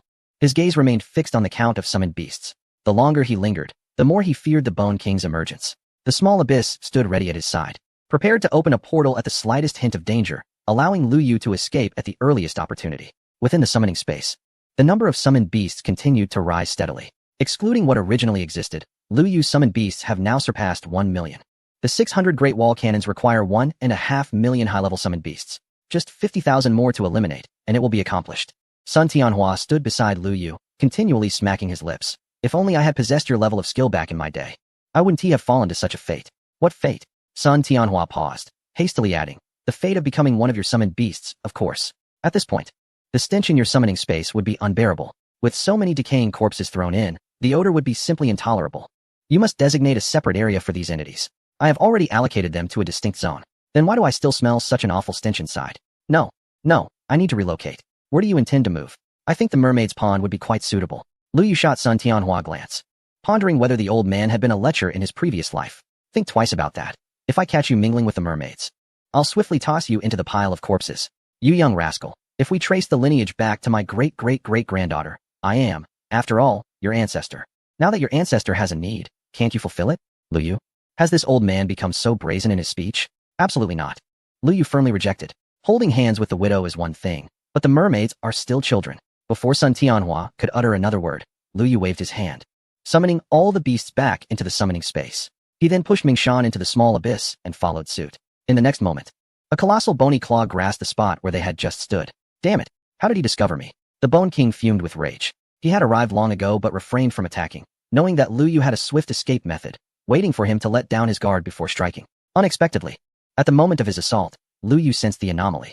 Having failed twice in succession, the Bone King felt a profound humiliation. As a fourth transition entity, he had failed to eliminate even someone who had yet to complete their second transition. Upon returning to the Abyss territory, Lu Yu felt a lingering fear. Thankfully, he had remained exceedingly cautious. Apart from summoning his elite forces, he had also positioned Netherworld assassins throughout the entire accessible area. When the Bone King approached, there was no indication of danger, but the instant he attacked, the Netherworld senses went into a frenzy of alert. Without a moment's hesitation, Lu Yu made his escape. At this juncture, he was unconcerned about the possibility of false alarms from the Netherworld senses. He preferred to trust their warnings than to risk his own life. It was precisely this caution that saved his life. Mingshan bid farewell to Lu Yu, for he needed to seek out additional artifacts capable of restoring souls before he could heal his own child. Before departing, he assured Lu Yu that he would arrive immediately at a moment's notice should Lu Yu require his assistance. Lu Yu refrained from saying much more, simply wishing him a swift recovery for his child's ailment. Mingshan's prowess was indisputable, and although Lu Yu contemplated retaining him within the Abyssal Lord's domain, he ultimately refrained from voicing it. Each individual harbors their own paramount concerns, and it is best to allow this father to focus on fulfilling his mission. Lu Yu surveyed the summoning space, where over 1.2 million undead summoning beasts resided. This number fell short by 300,000 compared to expectations. Yet it remained a remarkable feat even when aggregating all the summoning beasts previously subdued by Lu Yu.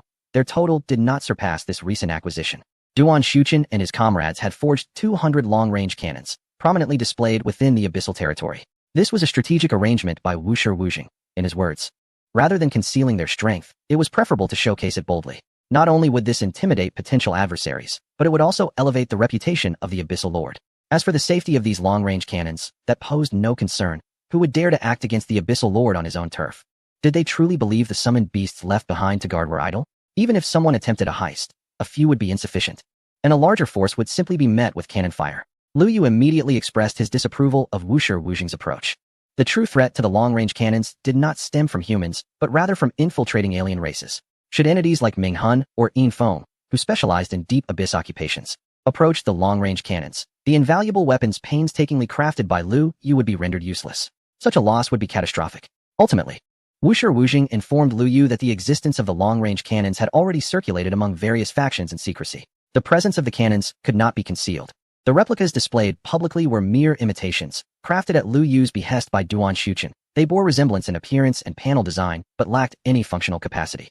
The genuine long-range cannons had been relocated underground. Upon hearing Wushi Wujing's assurances, Lu Yu felt a wave of relief wash over him. He could not help but admire this young nobleman. His decision to bring him into the fold of the Abyssal Lord had proven to be astoundingly astute. Under Wushi Wujing's guidance,